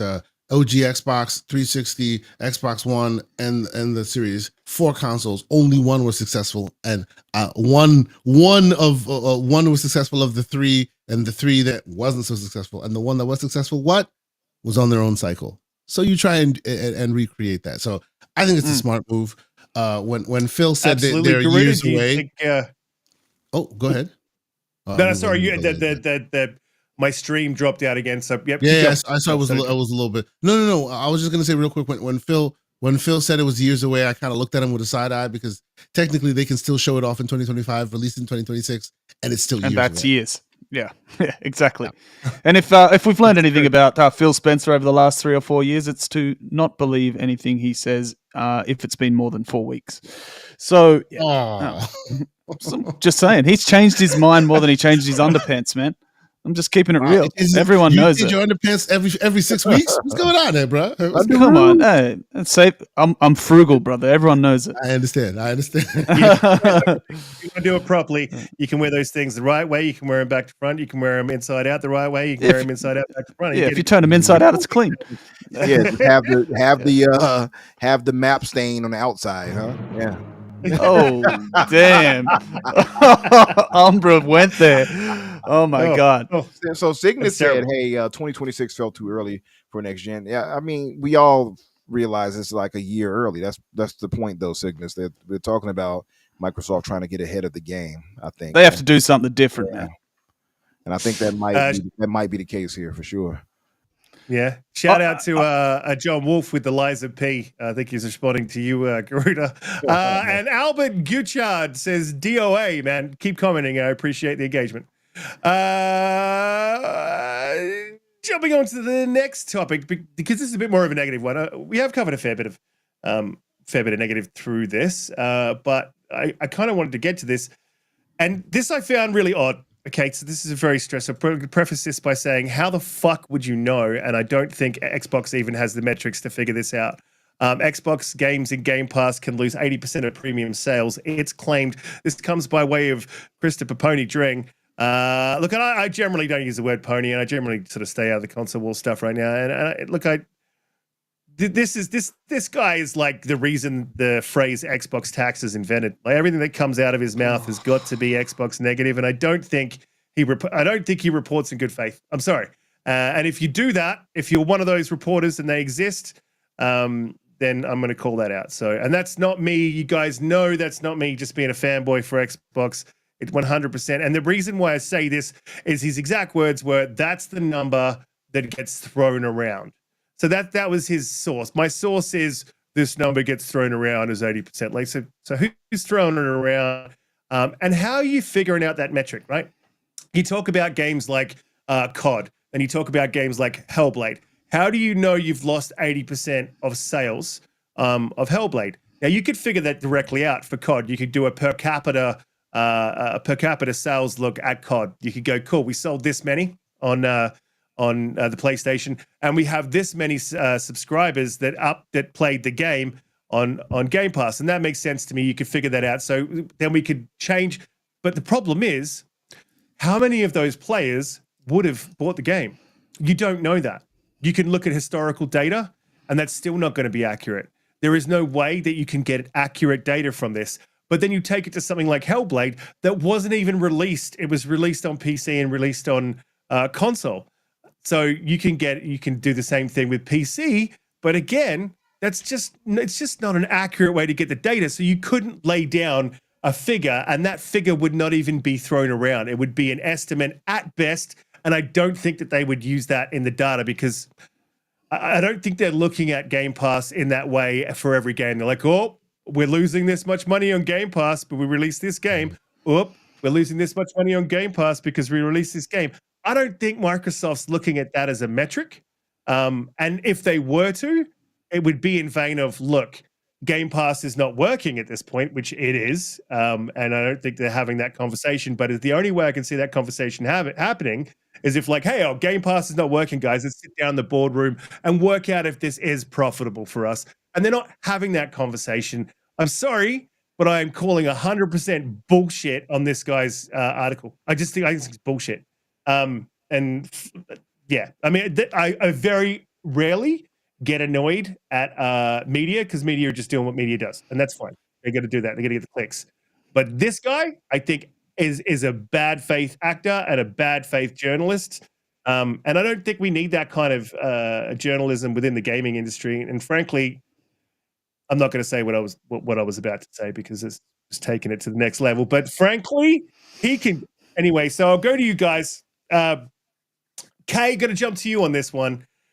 Listen, how do you feel? And I will say as well, I just got a message, going to dip out because something's going on with the kids, and I'll dip right back. But Kay, how you feel? And I can hear as well, but the whole time about this whole thing. Do you think this is a genuine thing? Is this something you genuinely heard, or you think this is just where's this coming from? Why? And is it accurate?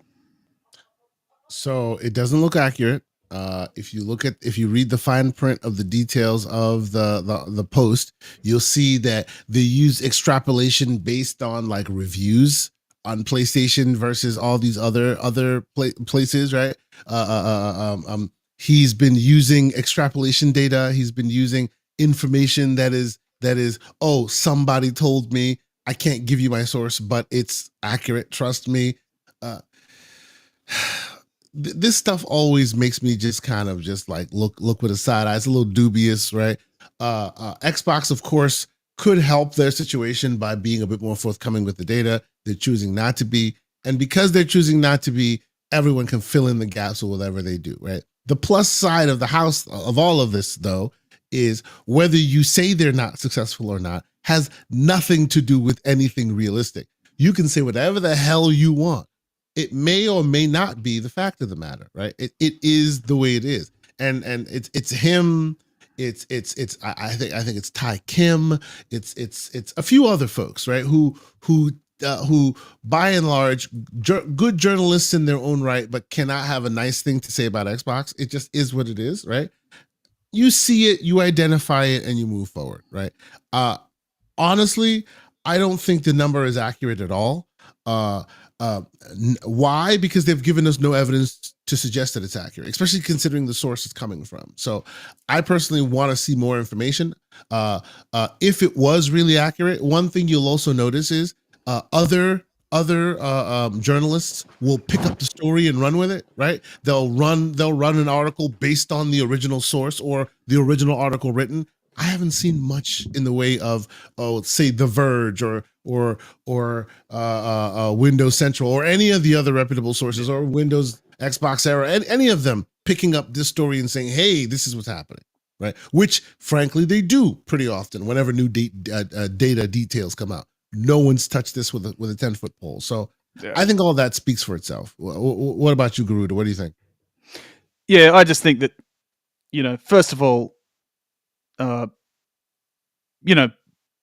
any game being on Game Pass having a lower than expected sales figure, isn't that just common sense anyway? I mean, 80% is a little bit, that's reaching. That's looking for a narrative to support, the filth that you spew on a daily basis if you're Chris Dream. But of course it's going to sell less. That's the whole point, Yeah.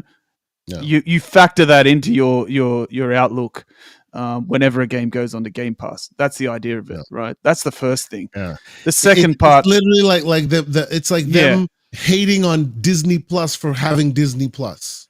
Exactly right. So it just makes no sense in that regard. It's self-explanatory to a certain extent that the figures are going to be lower if a game is available in a subscription service. You're giving them an option to use it elsewhere. Exactly right. So that's the first thing.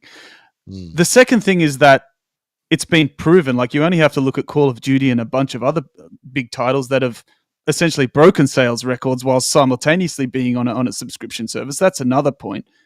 But the third one is, and very simply, this is coming out of someone's mouth who does nothing but spew bullshit to support a narrative. Like, this guy has no credibility because he has a certain angle that he has to take to satiate his rabid incel fan base, And I hate to be so direct, but that's me. I'll just call it as it is. This guy, he's a disingenuous type, okay, and everybody knows that. And he doesn't have anything nice to say about Xbox, and he actively, looks for narratives to support his fan base who are of his ilk. Okay, the guy he's not genuine in any way, and that's where you've lost me. I don't care if you have a differing opinion to what I have or to what any of my friends have, or you like to be a little bit combative or whatever you like. That's cool, but if you're not genuine, you've lost me. That's why I think I don't like to give guys like him and Dreamcast guy, and I'll say names, I don't care. I don't like to give them really any traction or any coverage because the guys aren't genuine. You just got to be real with me. They're not being real. They're grifters, man. Okay, and that's why we're getting these kind of ridiculous facts and figures that are based on nothing. They're built on slop. They're built on just garbage. There's no basis to them, and that's why, as Kay said, reputable publications haven't picked them up and run with them in any way because there is no basis to this. Okay, in fact, the facts are on the contrary.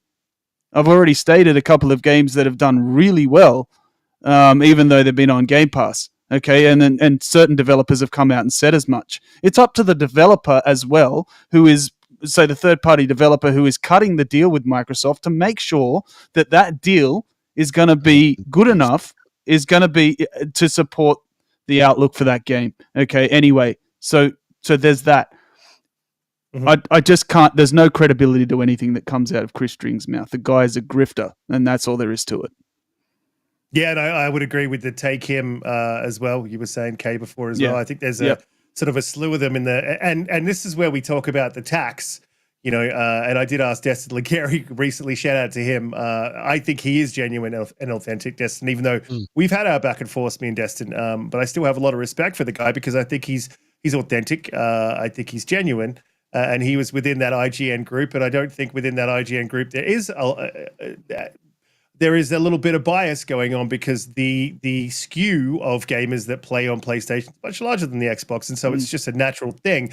And I think a lot of the say publications at IGN, I'm a little bit lighter on them because I think that's just a bit of a bias thing that happens because they are mostly fans of that brand, and to me that's fine. I don't think they intentionally are going out there all the time. Some of them are. Don't get me wrong, it's a big company, IGN. But people like Chris String take him 110%, just out there to grift and just out there to get the clicks and just out there to confirm people's bias. And that's what they're doing. I believe. Umbra, how you feel about the whole article? And just another preface as well, something that you mentioned, Garuda. Of course, like the whole thing about get cannibalizes sales, and I just don't like that term. But if we want to use that term, yeah, in some way, yes, there are sales that are not made because people are on Game Pass. That doesn't mean that the revenue is not the same, or the revenue is less, or the revenue is more. It just means that there's people consuming that content in different ways. People have some common sense when you think about this. If there are multiple options, say if there are 5 different options in a way to consume a product, then the traditional buy it, own it method is going to have lower figures. It is just common sense. Think about it. Okay, just think about that for 2 seconds. That's the whole point. That's all I'm saying. It doesn't mean you're not getting your revenue. So, Umbra, how do you see this with Christopher Dring that 80% is a bit of an inflated number? You think it's about right, or you think it's just ridiculous that you would even try to extrapolate that kind of data? I don't even think Microsoft has it personally. But Umbra, your thoughts? Where are you? It just kind of goes in line with what Christopher Dring has been doing all this time. I don't have as much vitriol for him as I have for, let's say, a Take Him. I can't stand him. He blocked me too way back after I called him out on one of his issues. He said he's just fake. And then I saw him in a space. He made sure to duck me a little bit as I was asking him questions in there. He's to me very shady. I don't like him.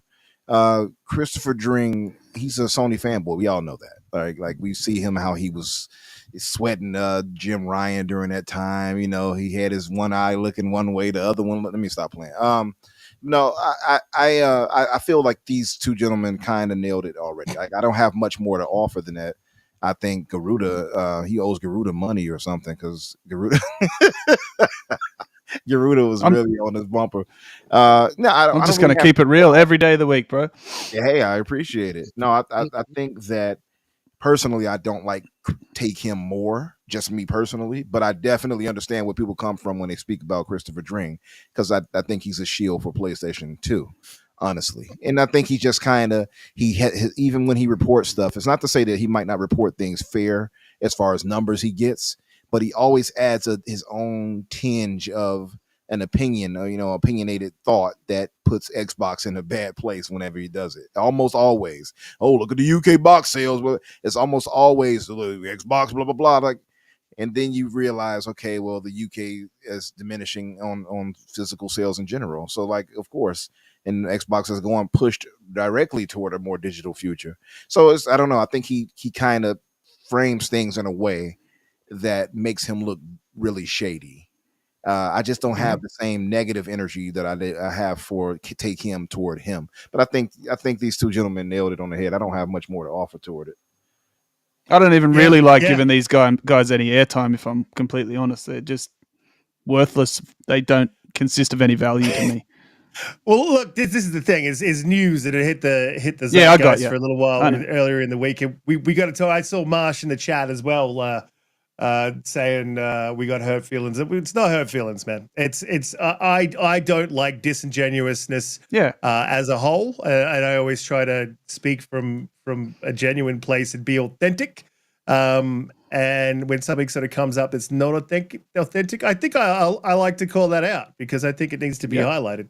That's fair enough. That this sort of thing exists, and also that there is an Xbox tax out there. It really does exist. We put a name to it, and there's also a PlayStation gifts where PlayStation tends to get away with the Concords and that sort of stuff and how they react. So I like to call that out. There's one more topic I just want to hit that's not really platform related, but a little disappointing. I understand it, and I wanted it.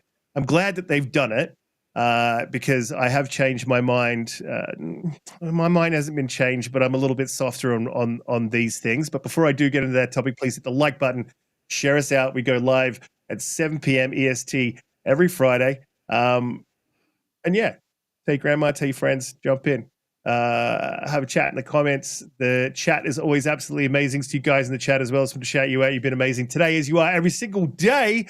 But Assassin's Creed Shadows has been delayed. And there's a lot of vitriol around this game, and I think again disingenuously so. So I don't want to get into the vitriol around the game and the disingenuousness of that vitriol. There's always a conversation. Look at this. I'm getting into it. There's always a conversation to be had about a great many things, and it's just when that vitriol and that disingenuousness in that conversation that exists in that space spills over to games that really just aren't in any way or shouldn't in any way be attached to that. It's really fucking disappointing to me because it also removes the it makes that topic a hot button topic that people don't want to touch, which is never a problem for me. I'm still going to touch them, but I think that it's just a bit sad that happens. So to the vitriol, I think that's just fucking sad because this is just not one of those games, man, that we want to have that conversation about, and we shouldn't be. However, it looks absolutely fucking awesome. I was watching some of the gameplay. I don't know if they're leaks or if Ubisoft's putting this stuff out. This game looks cool, man, and the parkour has always been I saw someone saying who's in that community that's like, and they're not sort of calling out the usual stuff that everyone else is calling out because they're sitting in that middle section. They say, it takes 3,000 developers to make this kind of parkour. Fuck, man, put 4,000 on it if this parkour is that good. It looks fantastic. AC Unity had fantastic looking parkour, man. They were nailing that at the time. It was like, next level. It was fantastic to play. And I haven't felt that we haven't had that sort of vanilla parkour from since that sort of time. I think Black Flag was pretty good with it, but realistically, I think we've had sort of no advancements. I think the parkour level in that game and the controls with it, how you would operate down parkour as opposed to up parkour, and then just moving through the streets. Actually, you said it, you nailed it with Unity. The parkour actually devolved in some areas compared to Unity was the peak, and some of the way it works has actually devolved a little bit in some of the newer ones. So yeah, I hope they bring it back to Unity and build on that. That'd be fantastic. More of a skill-based. Yeah, because I think Unity was more of a skill-based parkour where you would have your up and your down, and you had to operate it. Yeah, and you couldn't just be like holding a button down to parkour everywhere. And I like that. It was really enjoyable, and I hope they bring that back. I hope that it's part of it. But it looks amazing, and I'm super excited for Assassin's Creed Unity. A bit disappointing that it's been delayed till March. However, and because I was literally the day before I was looking up games coming in Feb, obviously Avowed, and I was like, oh, that's right, Assassin's Creed's coming. I'm looking forward to that. It's going to be a big month, and then boom, it's delayed. But that's cool, man. It's only a month. I can deal with that. It looks fantastic. I'm super excited for the game. I cannot wait. I don't think we're talking enough positively about that game, so I just wanted to highlight it. I think it looks amazing, and I'm really, really, really, really looking forward to that game. And I'll be you won't see me for at least a month. I'll be deep into Assassin's Creed Shadows. Garuda, obviously you've got a bit to yeah, okay, I'll do it. You've got a bit to to say about Unity, not Unity, sorry, Shadows. How you feeling about it? Yeah, look, I'm I'm feeling really like good. This is the Assassin's Creed that I thought we've been asking for years. Okay, we've been collectively as a community asking for Ubisoft to take Assassin's Creed to Japan, and it seemed like that's what we all wanted. And I personally, I always dreamed of having the Yasuke story brought into a video game. I'd known of that story for years and years, and I'd done as much research and reading about this just unbelievably interesting story about this African samurai coming to Japan. Like, what is not cool about that, man? Like, come on. I wanted movies, I wanted games, I wanted something expounded upon and brought to video games. Like, this is a dream Assassin's Creed for me. And now suddenly, and I know some of it's Ubisoft's fault, but we're all upset about it. Okay, like I can't be upset about it. They're fixing up a few of the cultural things that went wrong with the game, and some of the things that were not appropriate or not accurate. That's great, but let's calm down on some of this shit. Like some of the any of the threads or comments on anything about this game are it's not even discourse anymore. It's devolved into pure toxicity, and I'll say it, like the racial slurs and things like that. It's just disgusting. Like, I'm looking forward to this game. You said it, Riskit. It looks fantastic. I just wish all the discourse around it would go away, because some of it's nice again, and I'll say it. It's a word I've used a lot today, but a lot of it's just really disingenuous. It really is disingenuous. The game looks great. The story is amazing. Like, they can go anywhere with this Yasuke stuff. Like, what is not interesting about this? Like, come on, guys. Like, really, like, you guys must be sad people if you're not excited for this. Like, well, this is the thing, though. Like, I would say, like, remember back in the day, a year ago, I was saying this at a party the other day. Like, back in the day, a year, maybe 2 years ago, if you had not played a game and then you got on Twitter and you started talking about that game, the attacks and the fair, takedowns that would happen, the gotchas would just be incoming. Like, and now it seems like every game that comes out, we're going to have an opinion on that game before it even hits the market, right? Yeah, the political shit and the grift and the Chris String type sort of that drums up a big clan and the angry mob, and like, I'm over that shit in games. If the game looks good, the game looks good. Like, come on, we got one of the best years ever potentially ahead of us in gaming, and that's what I'm excited about. And the game itself, I'm just going to forget the negative stuff for a minute. The game itself, it does look good. I'm glad that they're going back to fix up some of the sort of cultural inappropriations that they did screw up on. And Ubisoft's, their hands aren't clean on some of the things they messed up with. They probably didn't consult the right people. That's cool, but the games, let's be honest, their little statement that they put out, that's not right. The game isn't being moved for polish. It's being moved because February's stacked. Let's be honest. It's no secret that potentially the whole of Ubisoft is riding on this game. It's not like it used to be where they had, it almost feels like all their eggs are in this one basket. There's a lot riding on Assassin's Creed Shadows to be successful. The game does have to be great, but I think you can tell that the game is going to be good just by looking at it. I think it's a pretty good idea. It's going to be great. But they would be heavily concerned about all the bullshit discourse that's around it, and also the fact that they initially announced the game to launch in a stacked month. So it's going to do the game favors financially from a sales perspective, and that's all it is. It's about moving it away from games that would take the spotlight off it, because so much is riding on it from the overall business standpoint. So I hope it does well, because and all the people death riding Ubisoft and wanting them to go away, guys, you don't know what that will do to the industry. It's on so many levels. We should not be wishing that on any business or any publisher or developer. You're not human if you're wishing that. Like, you don't love gaming if you wish for these people to go away.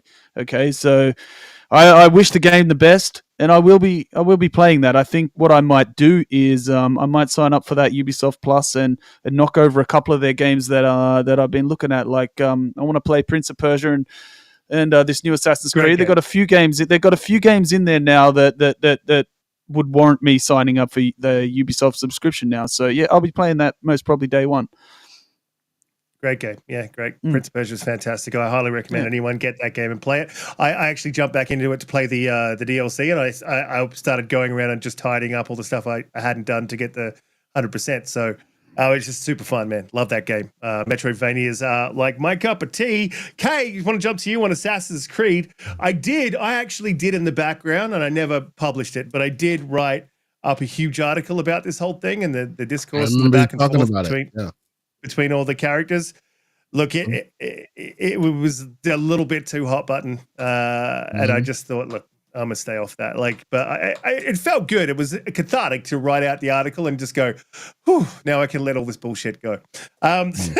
Because I think it's all fucking stupid. This is just video games, man. Like, we should just play. So I'm not gonna give you too much. All I will say is I completely agree with Garuda. If there's any bit of smoke that I have for them specifically, it's that I think Ubisoft, for reasons, right? And Garuda has pointed it out very well. They're rounding the bottom of the barrel, so this game is super important to them. But because of that, they acted very cowardly in giving voice to some mouth breathers that they shouldn't have even bothered to talk to. Like, you should have pretended nothing was happening. They should have just kept it moving. The game looks amazing. It does. Can't wait to play it. Whether you're moving it for polish or moving it because you're getting out of the way of all the other onslaught of titles, it's fine. It'll eventually come out. I think it's good that it comes out. That's the only bit of smoke I have. Next time, pretend them mouth breathers ain't speaking.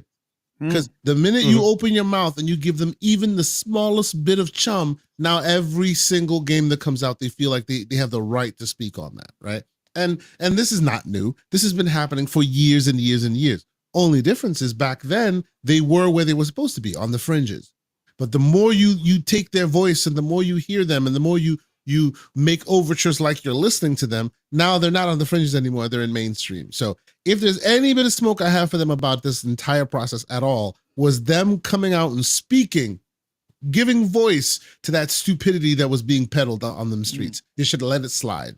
Besides that, I can't wait. Day one, I'm looking forward to it. Looks great. I'm a big fan of the Assassin's Creed franchise. This looks like it's right in line, so it's good. Yeah, absolutely. I 100% agree with that. I think the right reaction is no reaction. Like, no don't reaction. say a damn thing. Just keep it moving. Yeah. Exactly. 100% agree. And in all circumstances, whether you react one way or the other way, just don't react. Just do your thing, man. Put your game out. Let it speak for itself. That's 100% agree with that. Yep. Umbra, to you, Assassin's Creed, are you feeling excited? You like the look of this one? Think the delay is just a shift out of the way? I actually agree with that as well, Garuda. Do you think the delay is a shift just to get out of the way of all these games? Where are you at? Super excited. My problem is still that I'm so far behind with Unity, that I'm just exactly. That's the problem for me. I'm behind, and I have to make up my mind as either I'm going to get through those games first, and I hate jumping out of order when it comes to things like that, or I'm just going to have to get over it and move forward. Right? That's the problem I'm facing here. And keep it moving, brother, because that's a lot of games in a big year. They're not continuity connected, right? They have like light little references to each other. You'll be all right, man. But but it's also like the mechanics too, right? Because after a while, you have the mechanic creep where I might jump from Unity to Odyssey, and it's like, damn, I can do that now. And it's I don't want to be thrown off that way. I'd rather gradually move into it properly, if that makes sense too. So it's a lot of those things that come to play into my head, at least. So that's part of the issue. Also, I would say, as far as excitement for it, though, it looks gorgeous. Like every update they show, it looks dramatically better each time. It's starting to look like, it looks Ghost of, Tsushima-ish, with the winds blowing through the leaves and the trees and all that. It looks gorgeous. It looks better than Ghost of Tsushima in some ways, I would say.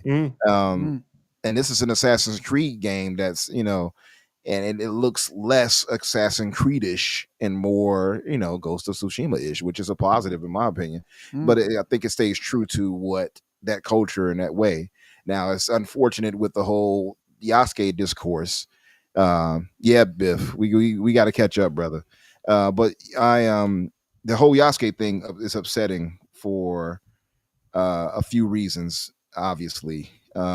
Obviously, as a black man, we've been seeing a lot of this negative discourse especially on social media. It's become a cesspool everywhere where everything is turned into some racial discussion. The DEI nonsense is always thrown out there, and it's so disheartening. That and woke have been bastardized to hell, and it's really disheartening continuously seeing it every day, because people can say what they want, but we know what you really mean when you say it. I just want you all to know that.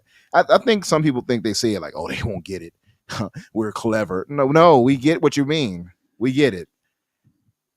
At this point in 2025, you would think we'd be better than this as a society. So it's annoying having to be reminded that, damn, we have not come far enough. You know what I mean?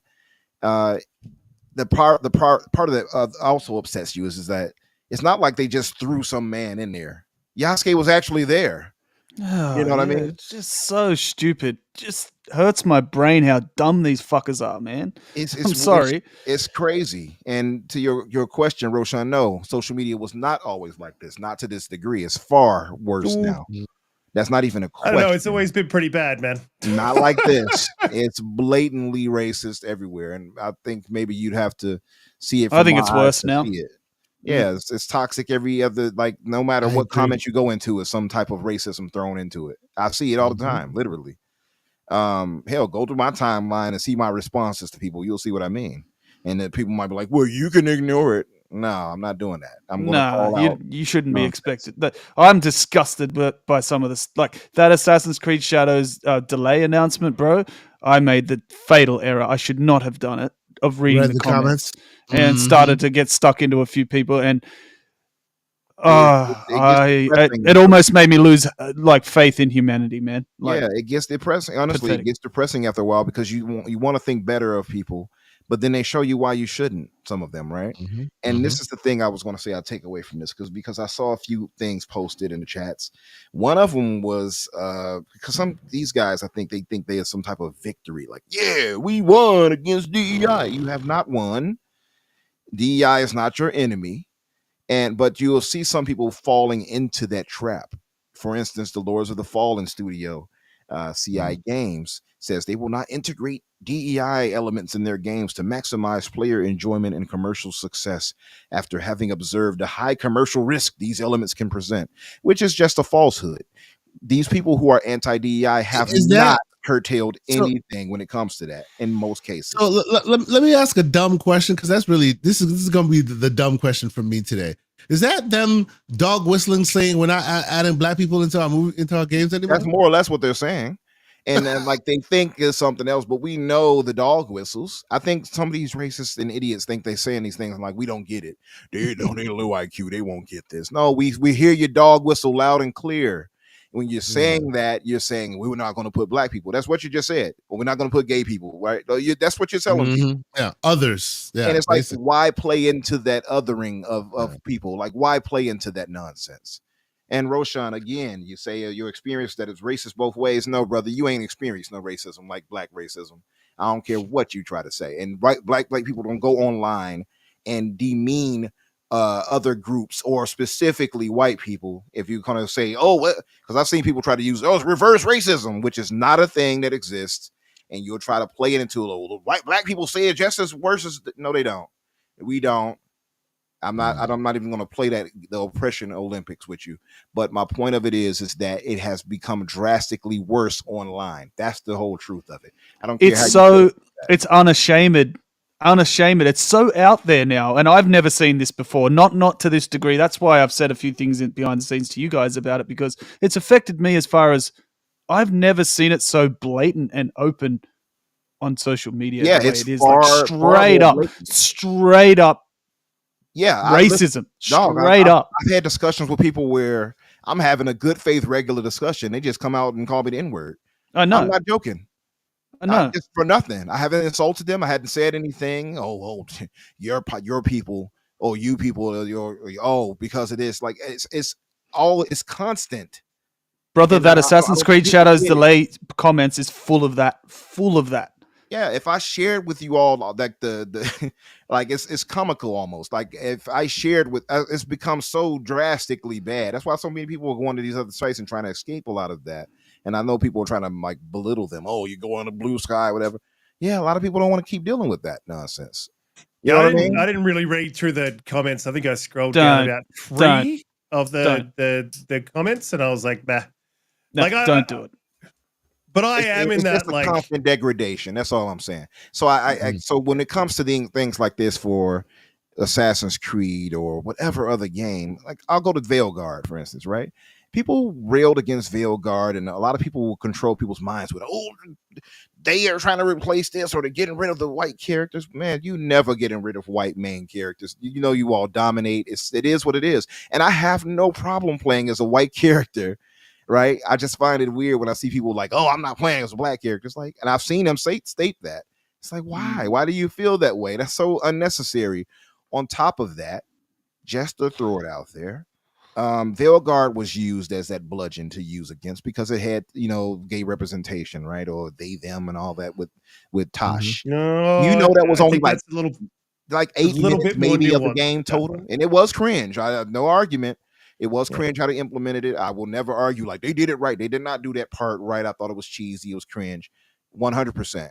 However, it was only represented maybe 8 minutes of the game total. You don't hear about it any other time outside of that. You might hear her say they, them, I don't know, or something, but you don't really hear that. It's not really a part of the main focus of the game. Yeah. And people have let that dictate them and enjoying a game that is honestly really damn good. Veilguard is a good game. Yeah, but I would say on that, like, that lets the game down. Like, not to its entirety, and it's not that it doesn't make the whole game bad, but that little piece does let the game down because it shows really poor, it's just poor fucking writing. It's poor implementation. Like it's really bad writing. Right? I'm like, yeah. And I hey, I had this discussion with you, and I you said it as you would say cogently. I had said, yes, thank you for making me more intelligent, Kay. But I had said to you, I said, it has this agenda in it. And so I'm not going to deny that. I'm not, trust me, I'm not going to act like I don't see that. I get it. I understand where people are coming from when they don't want to have those agendas forced on them or they feel it's forced on them. So don't get me wrong. When I'm saying this DI stuff, I'm saying people have taken it to an extreme that they need to pull back from. So I think Metaphor did it right. Like, yeah, and you can do it right. There's a good way to do it. There's a bad way, right? It's a right and the wrong way to agenda somebody, I guess. That's a little throwback to Keith Sweat. There's a right it's true. and a wrong It's true. way. Like I used to say I don't like politics in my games, and I might have even been Everborn that might have corrected that thought. But told you that every game has politics. I remember that episode. Yes. Well, Metaphor is all politics, right? Yeah. No. And they do it in a way. They do it in a way that leaves it up to you how you decide to feel about it, and they leave it ambiguous enough that you can see things from every angle. They do that, and that's why the story is lauded, because you can see it from whatever perception, whatever side you want, and you can tell that whoever wrote that story is not pushing an agenda. Yeah, they're just putting. I want to make this point really quick. Sorry. I want to answer Roshan because Roshan asked a serious question. And highlight that for me, what you risk. He said, serious question. But I want to say this really quick. Veilguard, I thought, and whoever, like, you might not feel the story was that great. I'm not going to argue with you on it. I don't know if the story was necessarily great. I think the game itself was fun. The combat was this shining star, right? I think that was good enough for if you got it for $40, $50, right? I wouldn't say get it for $70. I wouldn't argue to do that. But I don't think it's a game that you should just skip because it has representation or gay representation. That's my point. Now, the way they put the agenda in there, I would say, yeah, that was cringeworthy how they represented it for those minutes they did.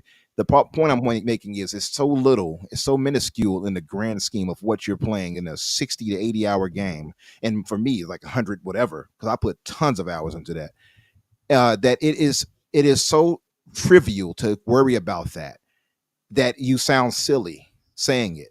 And when me and Kay was talking, what I was going to mention is that I said, yeah, they have the agenda, but you said, and I think it was either you or Lucius where you mentioned, well, everything has an agenda. It's just what type of agenda are they trying to get you on when it comes to that? And it doesn't necessarily mean it's nefarious. Let me add to Roshan's point here. You know, I hear what he's saying, and I agree by and large what you're saying. I would also add, though, comparing a situation where an other person that to you is an other is trying to assert themselves and show themselves for themselves to another situation where a kind of human is being belittled are like apples and shotguns, completely different argument. Yeah, like you can't compare 5 minutes of racism to a trans person trying to assert themselves. Yeah, you may or may not like the assertion. That's one thing, but comparing objectively, forgive me, wrong use, objectively wrong scenario where people are being othered, whether you're Caucasian or whatever you are, being othered, to another situation where someone's trying to assert themselves as themselves, whatever themselves may be. Right. Those are two different things. That's not an affront to you by them showing who they are. At all. It's not an affront. They're not saying, hey, I'm comparing them to each other. You. Right. That's not hurting you for them to say, hey, I'm this, right? That's not hurting you. If they're saying something that's demeaning toward us, those are two vastly different things. So I will say if they were saying racist dialogue agenda-wise, sure. Because that's not what that is with time. I will say this. It was belittling to the intelligence of the watcher. But it is what you just did, what that's called, is something that I actually consider a little bit dangerous when you start to do that sort of stuff. It's called moral relativism. And it is not the same. It is not the same thing that you just highlighted as this is this and this is the same. And so how do you feel about this? It's not the same at all. Yeah, it's not the same at all. Because you're not making they didn't make a direct attack. They didn't go, hey, look, all white people don't know how to speak to trans people, and so white people are bad. That's not what they did, right? Yeah. They did sort of say, hey, you guys are too stupid. As a whole, every gamer on the planet is really stupid and they don't know how to talk to trans people, and so this is how you do it.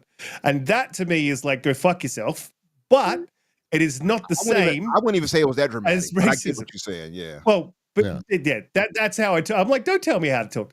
I got a trans cousin. I can talk to her just fine. Thank you very much. I don't need you. I don't need yours. No.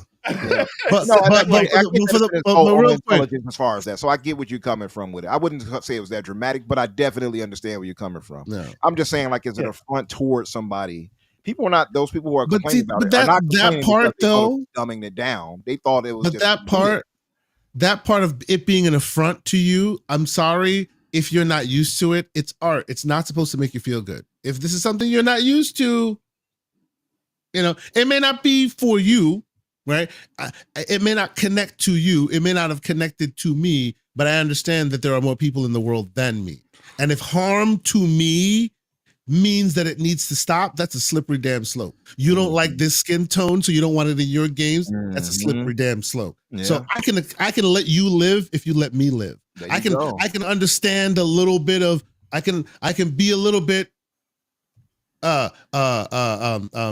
made uncomfortable to learn something new about you if you can do the same for me, and that's how we can both live, right? Yeah. But if you make it seem like, oh man, just talking about trans issues is an affront to me or a harm to me, that's a slippery slope. It is a slippery slope, and again, their identity or whatever they're claiming, even the agenda, as stupid as they may have implemented in that story, it's so minuscule, it's so little, it's not even. It was so tiny. Yeah, so tiny. Why fixate on that? 60 hours in the game. I've gotten to the part where Tosh has that conversation. It was, oh, okay, I see why people see what they see about it. I get it. You know what, okay? You can literally skip the dialogue. Back to fighting dragons again. You can literally skip you can press X or whatever it is and skip right past that. So there it is. Yeah, that's what I did. It's not. I'm like, I knew what was coming because I saw it on Twitter. I'm like, nope, and went right past it. Yeah. I can't remember who did this, but someone put on, I've been playing Dragon Age, the Valguard. It's really, really fun. I figured out how to play it properly. And they were just literally, they posted the pictures of the conversation. They were just skipping the conversations. And I'm just like, that's solid gold. Like, if the gameplay's fun, like, cool. Like, I get that. Yeah. But like, to your point, Umbra, because you said, why would they do that? It's because they have an agenda. So, like, this is the thing. Yeah, everybody has an agenda. Everybody does. They have their agenda is to stop this what they're calling DEI in games. Yes. And like, yes. look, and there's a conversation in it, and we had it on Kay's show, a game podcast, and I'm always happy to jump back in and have the conversation again because always welcome. Yeah, it was great. Everyone calls me a fence sitter, but like I think there's a little from this is the way I see life. One particular person called you. Yeah, but this is the way I see life. Is that like usually there's a little from column A and there's a little bit from column B, and the truth is usually somewhere in the middle. Like it's usually somewhere in the middle, and also that sometimes people like this is true and this is true, and two things can be true at once, but not all of those two things are always true at once, and sometimes they are. And that's basically, that's a really long way of saying there's a lot of nuance to these things. And if we just have these conversations in really good faith, like, and from a good place, then I think, we can have this conversation. But those people that you are talking about, that you said, why do they focus on that? Is because they have an agenda, and their agenda is to make an attack on the game, and make it seem like it's. And they'll do that even before it releases. Yeah. And just to throw it out there, like, again, I'll say this and I'll leave this alone because I don't want to beat the dead horse. But like Tosh, however somebody might feel about that agenda part or whatever, and it was an agenda, trust me, I'm not trying to make you think it's not. It was. But I would say outside of how they handled that, which was not well done, Dragon Age has always been very fluid when it comes to that.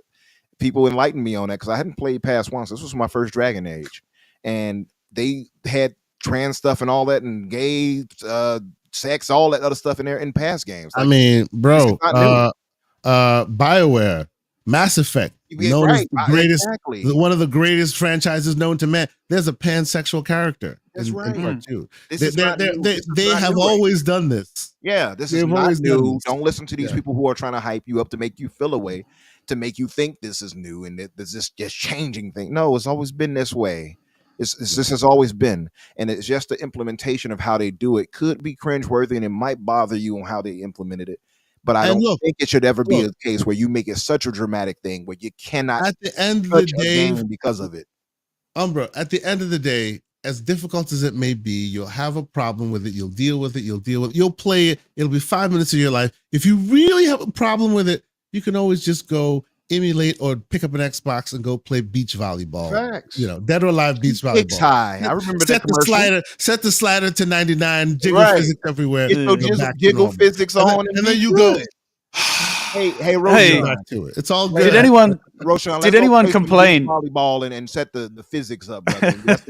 Yeah, dead or alive. Boy, yeah. That's the wrong right there, Roshan. That's the one.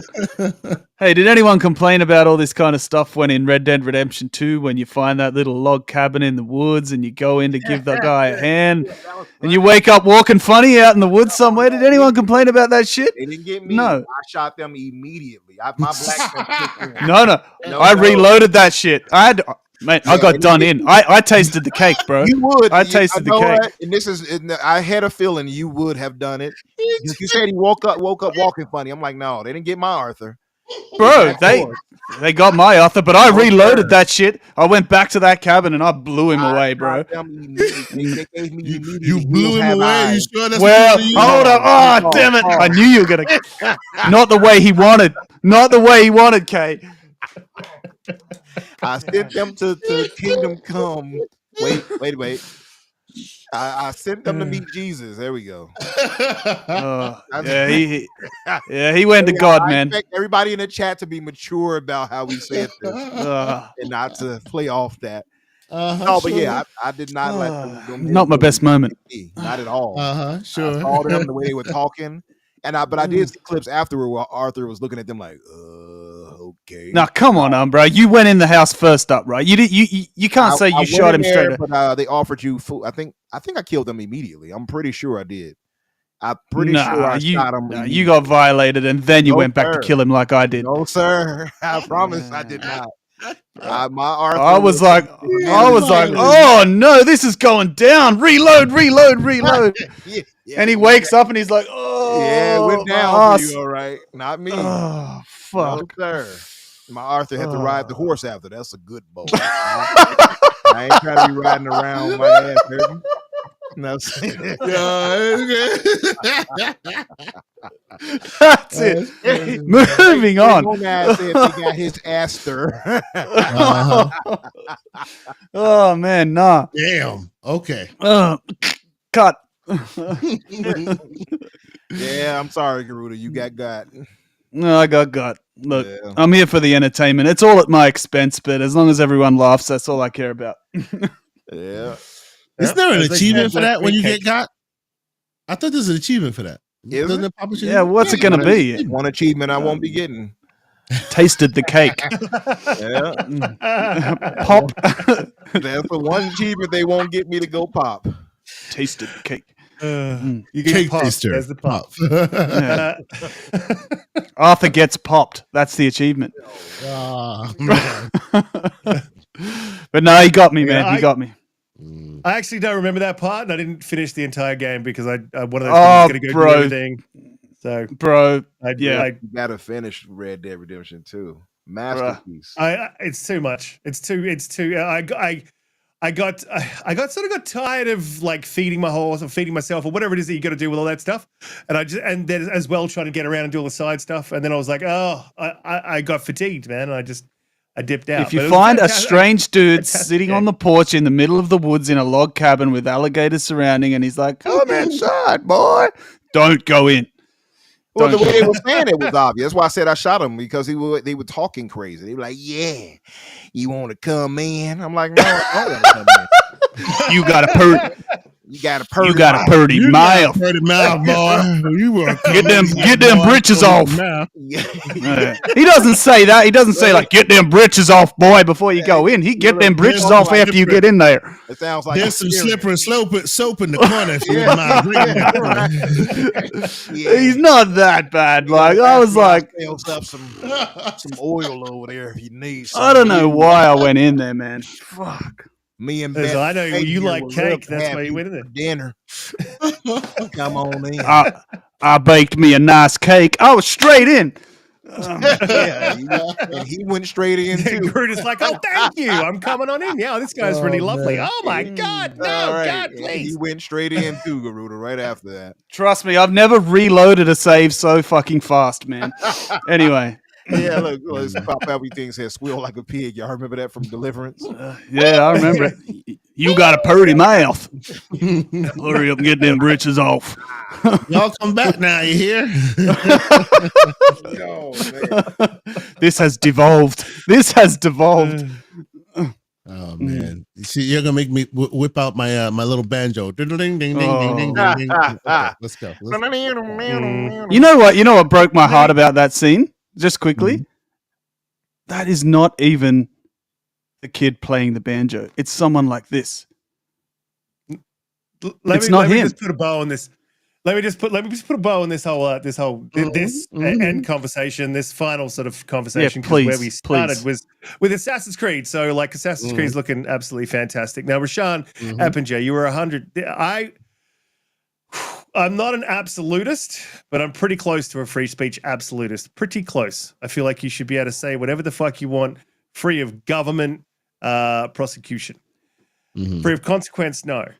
So that's a whole different thing, and the community should decide the consequences. So that said, I just wanted to state that. And you said so the game can infringe on me, but I can't infringe on the game. My point of view is either that both are okay or neither. Again, that is a little bit of moral relativism because the game is not infringing upon you unless you allow it to. You make the choice whether you play that game. You make the choice after you hear something about it or whatever. So, like this, I'm injured because I heard something about a game, or I'm injured because there was a scene in Dragon Age that I didn't appreciate, or that I don't agree with, or I find morally abhorrent. I was very, very, very upset. I can't help it. I'm a gamer. I love my games, but I'm sorry that protagonist in say, I don't know, Crackdown, that skin tone, I'm just not a fan of it. It shouldn't. That's just, I don't know, man. You know, it bothers me that someone can look that way and be allowed to be just a protagonist. And what about Muslims? Shouldn't be available. And we get that out of here. I'm a Christian. I don't want to see that. But look, That's I not don't haram. think. I don't think Rashawn's like going. Rashaan, No, sorry, is going we're that far. speaking. We're speaking to the slippery slope of it. That's all. Right. I'm not saying Rashaan is doing that. We're just speaking in general to the slippery slope. Why that kind of talk tends to be dangerous. Mm-hmm. It's the thin end. It is the thin end of the wedge, and that's not to say that you're going to go down there, Rashaan, and do that. However, you make the. When did it this is the thing. When did it become my problem that you're fucking offended, right? And that's a slippery slope too. Okay, we could get on that for a whole range of different things. So my answer to this is just if there's something that you don't really like, start a fucking podcast and talk about it. 1, 2, don't engage with it. Like if it really offends you, you don't have to engage with it. And it's not an infringement upon your rights, and it's not an infringement upon you that someone made a piece of content. You just don't have to engage with it. And it cuts all the way both ways. If I see some racist shit on X and Umbra, you're different. You choose to engage, and that's okay. You can get out there and have your opinion. I choose not to. And Kay chooses not to. I choose the fuck not to, because I don't want to give them any more ammunition or any more. I don't want to give them the attention. You know what I mean? Because I have disdain, like real disdain, and I just wouldn't. I don't want to be in the conversation with the person like that. With PlayStation guys, I do engage because I don't really have disdain for PlayStation guys.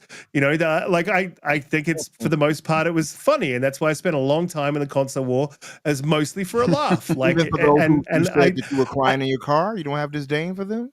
No, I have disdain for them. Just simply because that's a lie. And so, look, I understand if you get offended, but that's no one else's problem but yours. That's your fucking problem.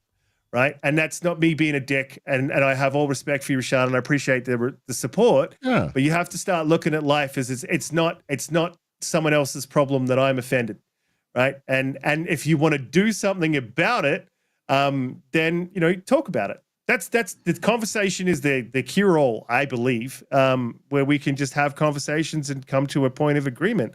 I'm sure, Rashaan, if I sat down with you, like me and you could come to a point of agreement, like somewhere in that conversation. And I think that's again, we've spoken with Rashaan many times in many podcasts and many shows. He's a good dude. You know, he always has great opinions. A good dude. You know, it's not to say one way or another. It's just in general, you hear this sentiment when it comes to this because, you know, and let's not get it twisted. We're not all on board with every agenda that's being peddled at us, right? We're not on board with that. But we must understand that it's a slippery slope to really insist on demand that art that may not connect with us be not allowed to be presented to us. We can make our decisions and choose what we want to do once it's presented, but it is art, and art inherently does not give a fuck how you feel about it. That's fact. It is what it is. Yeah, and that's again part of the free speech absolutists. When you really sit down and think about a lot of the arguments that you see from right and left, and then you bring it back to like free speech. Well, like really, what should I have the freedom to say and do these things?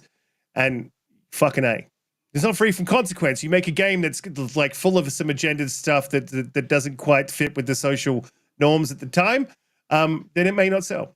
You make a game that's like dude broy or whatever, and that fits with social norms, then it may sell. You know, and again, just one more thing. I generally, and I understand the argument for this too, because Umbra said you said something a bit earlier, and I was just thinking, sort of mulling it over. I generally will try to make a character look like me. If I have a character creator, I just sort of do that. So I think, and I don't know if this is true because a lot of people I think like to play as females, but for me, I like to play as me. However, I've got no fucking issue. I'm really looking forward to South Midnight and Hazel. Like I've not looked at that game and gone, this game is making me a black woman, and I don't want to play as a black woman because that's not my experience. I wouldn't discount a game for that, but if I have a choice, that's what I'll do. And I think there's nothing wrong with that. But then making making the argument that everything has to give you the option to be like you or not be from a different experience. This is the other thing that's really cool about this. I said I was going to put a bow on it, but now I'm just rambling. But this is the other thing that's really fucking cool about South Midnight. It's really like shameful. Is that is like from lore and folktales and stuff. that's from an area that I know little about, and I always sort of like the South, that sort of New Orleans vibe. I like that vibe, and the music and the whole swampy thing, and I think it was also a little bit in Red Dead in some parts too, which is cool. Like in the and it's not a whole lot that there's like sort of voodoo-ish stuff or witchcrafty stuff that's happening there, and then there's like folktales and like I don't know anything about it, and I'm looking forward to especially if it's because what they have done has gotten an expert in that region to sort of give them the direction on which is what you fucking which is the right thing to do. Consultants, huh? Go figure. Hey, look at that. But it is the right way to. This is the thing. When I see the right, I think we should celebrate the right way to do something. So like Zao was made by someone who knew about Bantu mythology. He was from that. His father was from that. His advice that he got wasn't on the mythology, and these guys haven't gone to listen. And I don't understand. I'm not going to get into SPI, but I think that's the wrong way to do it because they can't know everything about every region. They've gone to someone who does know something about the region. They've got a consultant to give them all, to make sure they're guiding them on the right folklore and all that. I think it's the right fucking way to do it. So it should be really cool. And it should also have some accuracies that relate to that region, which I fucking love because I love history and I love all that sort of folklore stuff and like figuring out stuff. So it looks awesome, man. And like, I don't think we need to just attack. We've seen it. If SBI is involved, because apparently it is, but if we see SBI involved, we don't know what they did. They might have like written a script for something. We don't know, man. Like I find it really reductive to just immediately discount something because of one thing. So I think, people need to have these conversations with a little bit more nuance and just a little bit more thought, a little bit more critical thinking, and be a little bit more open. And not just to all arguments. To all arguments, let's have the conversations. I think the problem really is though is that you have bad faith actors in this now who are monetizing this, so it's made it exponentially more worse because they're hyping guys up and making them feel away, and that's why I agree with you 100%. And that discussion can kind of alleviate a lot of that. Don't come in with your prejudgments and jumping in and trying to tear something down. Talk to other people about it instead of assuming. And maybe because you could be overthinking things and making it worse for yourself. You know what I mean? And I think you got, like, for instance, caves with the Discord and the GCP where people are, can come sign into his Discord and you get in there and have a general discussion with everybody. We'll be in there sometimes 15 serious business, bro. We have serious talk in that Discord sometimes. No light PG word. We have a 7-hour podcast in that. For real. Like seriously. I've been in there, dozed off, woke up and started back talking. So I'm like, if you all really want to have those types of discussions, do that with the community instead of shunning those in the community that feel different. That's what I would say, because discussion would be the proper way to do it. Yeah, 100% agreed. And then Daniel, we'll sort of put a bow on this and we'll wrap it up because we're at the nearly 3 hour mark. Daniel Lawson with the $5 super chat. Appreciate you, man. Thank you very much. Says the blame game when a game fails is annoying. And it said also stop hiring people who hate your customers, publishers. Yeah, look, I agree with that. That's when I said earlier on. It's like, hey, when the guy from Avowed came out and spoke, just shut up, man. Like, you're making a game, you're making a product, you put your opinions and what you want into the product. When you get that shit, just be quiet. Just don't say anything. Don't inflame the community. Don't make it worse. Don't do that stuff. It's not helpful. It's why I think characters from both sides, which is part of what that article was about, was characters like Grums are bad, but I also think characters like Alyssa Mercante are bad. I think the absolutists on both sides that aren't willing to have the conversation with the other side, I think are very bad. And again, the space for progression is somewhere in the middle of those two, where people can talk. And I get where you're coming from, Lawson, on that one. Because I think it's not that these people shouldn't have their views. I would never be like, they shouldn't, because I've seen people like, they shouldn't talk or whatever. Like, nah, if you talk about all this free speech stuff, you can't try to silence them when it's inconvenient for you. But when it comes to how they represent a company, you do have to be careful of that. So I would say that they have to be more mindful of what they say. And if it's looking like it's going to across negative for us as a company, you might have to be prepared for that consequence too. So don't just go out there blatantly saying anything. So I agree with where you're coming from. I get it.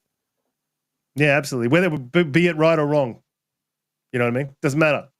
Like whether it's right or the wrong thing, like to say you feel for your life views, it may not be the same for everyone. So game developers should just shut the fuck up. I think shut the fuck up and just put your game out, man. Like just put your game out. Like make your game, shut up, put your game out. Tell us about the mechanics as we want to hear about. Anyway, I'm gonna wrap it up. He said, "I'm gonna call it a day." Shoes too. He's right. Yeah. Ultimately, look, I just got to say, I can't believe the. That's true. Whoa! I can't believe that the number one topic wasn't the announcement of the 50 series cards. I got to say, Risk, you've slipped a bit there. You have failed us. Yeah. What's happening there, mate? Like Riskit, by the way, he told me secretly that he was planning on getting the 50-80 guys, and no, he told me that too. But yeah. Oh, he told don't buy it. There we go. Wait till the benchmarks are out. Don't buy it. So there you go.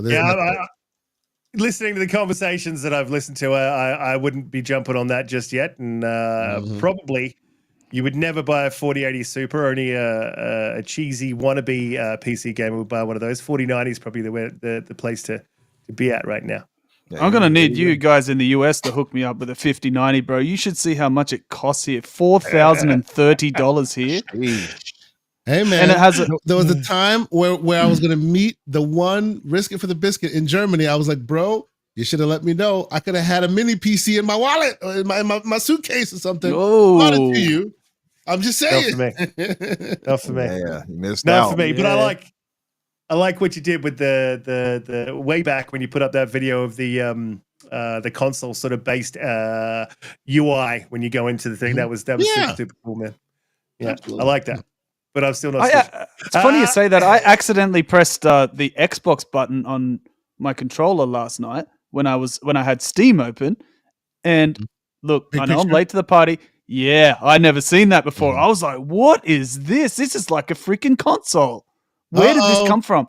I did not realize what I'd done. CEG movement. Here we go. Oh my god, that is amazing, man! It works just like a console. He saw that when I dubbed this CEG, and we were like, "Shut up." Now I know what he's talking about because I thought he's done something, out of the ordinary to set that up. Yes. Bro, I was like, what have I done? Hey, console gamer, you hit the console button, and now you have a console-like UI. That's all it is. Chef's kiss. Xbox is trying to get there. Steam's already there, man. They got to hurry it up to the market. There you go. All right, look, we definitely got to put a bow and wrap this up for the day. It's been absolutely fantastic show. You guys in the chat have been amazing today. Really appreciate every single one of you guys coming through. Thank you so much for everyone who supports us on a weekly basis and who just comes in and has these sometimes they're tough discussions, but gets involved and does it in a respectful way. And I appreciate every single one of you guys, and you're all entitled to your opinion as well. So please don't think that we're ever having a go at anyone. You guys are fantastic. So thank you very much. Yep. Kay, you as well, sir. Thank you for coming through to the show. Short notice. It is always amazing to have you on. If I'm honest, I initially said when Umbra said, should we get someone on? I was like, nah, man, I think we're good. And then he mentioned you. And I said, well, it's always good to have him on. So definitely reach out to him and get him on. So anytime you can come through, you are welcome here, sir. Please let people know where they can find you, what you're up to, and what your plans are, and all that good stuff. First I'll say thank you guys for having me. I miss Holly, I miss Donte. Those are my people, but I do my best to step in as I can. I appreciate the invite, always great. What I'm playing, I am still playing the aforementioned Dragon Age: The Veilguard. I am like 50 some odd hours in. And I'm like, nope, every single side quest I will do before I finish the story. So I'm not there yet. And actually, because of that, I haven't even put real time into Indiana Jones because, damn it, I will finish Veilguard before I move on. So that's what I'm doing right now. That's what I'll be playing. But I appreciate y'all having me. I will be on with the boy, Mr. Everborn Saga, tomorrow morning, my time, Eastern, 10 a.m. Eastern Standard Time. We're talking 2025. We're talking about what we expect to see from all the various platforms. 2025 is a big deal, and we will talk about them 50 series cards because we're gonna be talking about that PC stuff. I'll be listening. I will be listening. Anyway, But yes. The hooves will not be out. But I appreciate the sound effects. But no, I appreciate y'all having me, gentlemen. It's always fun to either be here or in the chat or listening. It's always great to be a part of this show. And thank you guys so much for having me. Fantastic to have you back here. And Infinite's dropped the GCP Discord link in the chat, so hit that and jump in and join the conversation. Umbra, another fantastic week, man. Always great to have you back. Fix was fantastic this week. I had it going in the background whilst I was driving around dealing with some life stuff. So it was a great show. You guys should jump in and listen to the Fix. But Umbra, let us know what you're up to, what your plans are for the week, and all that good stuff. Oh man, I got some chilling to do. We got some snow here in Chicago earlier, so I got some shoveling to do out there and clear some things out. Other than that, I'm going to be relaxing. I'm going to finish up the Witcher 3 main story probably. And I need to start planning ahead for the coming week's show in some way. News is kind of fluid, so it changes what I might speak on. But I do have to better, I guess, check out some other things that I do media-wise, such as anime or whatever that we talk about. So I got a few of those things to watch that we're supposed to discuss next week. Of course, Kay, I'll be there tomorrow in the morning with you guys to check you out. Sure. Hey, do you all have a guest coming through? Actually, it's just gonna be myself and the man. We're gonna be doing the dynamic duo. You're always welcome. Nice. If you feel like solo or duo. You know how we do it. Kulo. I don't know how we would put that. Indeed. Well, actually, the reason why, and I should have mentioned that, the reason why the next show will be just me and Everborn is because the show after that we have the Fox coming on it, and for those who are into handhelds, the Fox is the man. He's huge YouTuber, super wealth of technology knowledge and whatnot. So he'll be joining us the week after we have the show again. So first show will be just myself and Everborn. Yeah, we love having you on. Yeah. Yes, sir. Solo leveling for sure, Daniel Lawson. You should come by the way, since you watch anime too. Anybody who's watching anime or manga, reading it like we do, comics, whatever, etc. We talk about all those types of things, and we go by what the audience kind of pushes. We've been talking more games because that's what the audience has kind of been catered to. But we talk about wrestling, we talk about TV shows, movies, all that type of stuff. So you can influence what we add to and discuss if you're really into that type of stuff by joining in. So we go live Thursdays. We go live Thursdays at 8:00 Eastern on my channel. So you can find me there as The Fix. And I'm not sure if we'll have guests for this coming up, but we'll see how things play out. I'll figure it out by the next week, of course. Infinite Umbra Infinite. You'll find me either way on Twitter and Blue Sky and other places. Hit a brother up and follow me. I'll follow back if you're good people and open for real discussion. I think most of you all in the chat already do, so all love to you. Kay, to echo Risk's sentiment, thank you, brother, for coming through. I know you have other things to do, much more important things with the family and the kids, and you took the time out for us. Always appreciative of you and your wisdom. And shout out to, of course, to Garuda, and may he stay protected from the cake man, and and I pray for his Arthur who got caught up without a plan. I don't believe that you didn't go inside. I did not, time, bro. I promise. I don't believe it. I don't believe it. I didn't do it. I didn't do it. And Risk, of course, I love you for doing it, for your hosting and doing your job and doing your thing. Shout out to Gray too, our mod who does his thing and also was there for me on my podcast, doing what he does for me too. So thank you, Gray. Shout out to you. Except for your hate for PC, you need to fix that. But and Soil Tech, thanks for coming through too, brother. Like Soil Tech has been holding me down. Thank you, Soil Tech. I appreciate you. So all of you in the chat, thank you all for coming through and showing us love. If you haven't done so, hit the like button and subscribe. Absolutely, man. And go and check out The Fix and GCP. Garuda, good to have you back, man. We only get you every third week or second one. You 2 weeks on, 2 weeks off. Yeah. 2 weeks on, 2 weeks off. So we're going to get you every 2 weeks, every 2 weeks. But yeah, it's great to have you back, man. So we've got you for another week next week. So that's fantastic. And if you want to check out anyone's socials, by the way, the links are in the description. I'll have K's down there after the show. Garuda, let the people know what you are up to, where they can find you, and all that good stuff. you can find me hiding offline playing Metaphor ReFantazio just the way I like it. So the only place you can actually find me is here. That's the only game I'm going to be playing until it's finished, and I just hope I can finish it before Final Fantasy Rebirth drops on PC. So that'll probably be my next game. Massive JRPG followed by another massive JRPG. But that's what I like. So, I'm just honestly, genuinely really excited for 2025. Just the amount of games that interest me personally. Big games, the ones that we've been waiting for since the beginning of the generation, are finally going to come into existence. They say like Game Pass, like we're eating good. Like it's not just Game Pass; it's everything on all platforms. And don't forget, for those who are interested, Nintendo is going to have a new system this year as well. It's going to be massive on all fronts. So everybody should be excited. There should be so many games that there's no room for any negativity.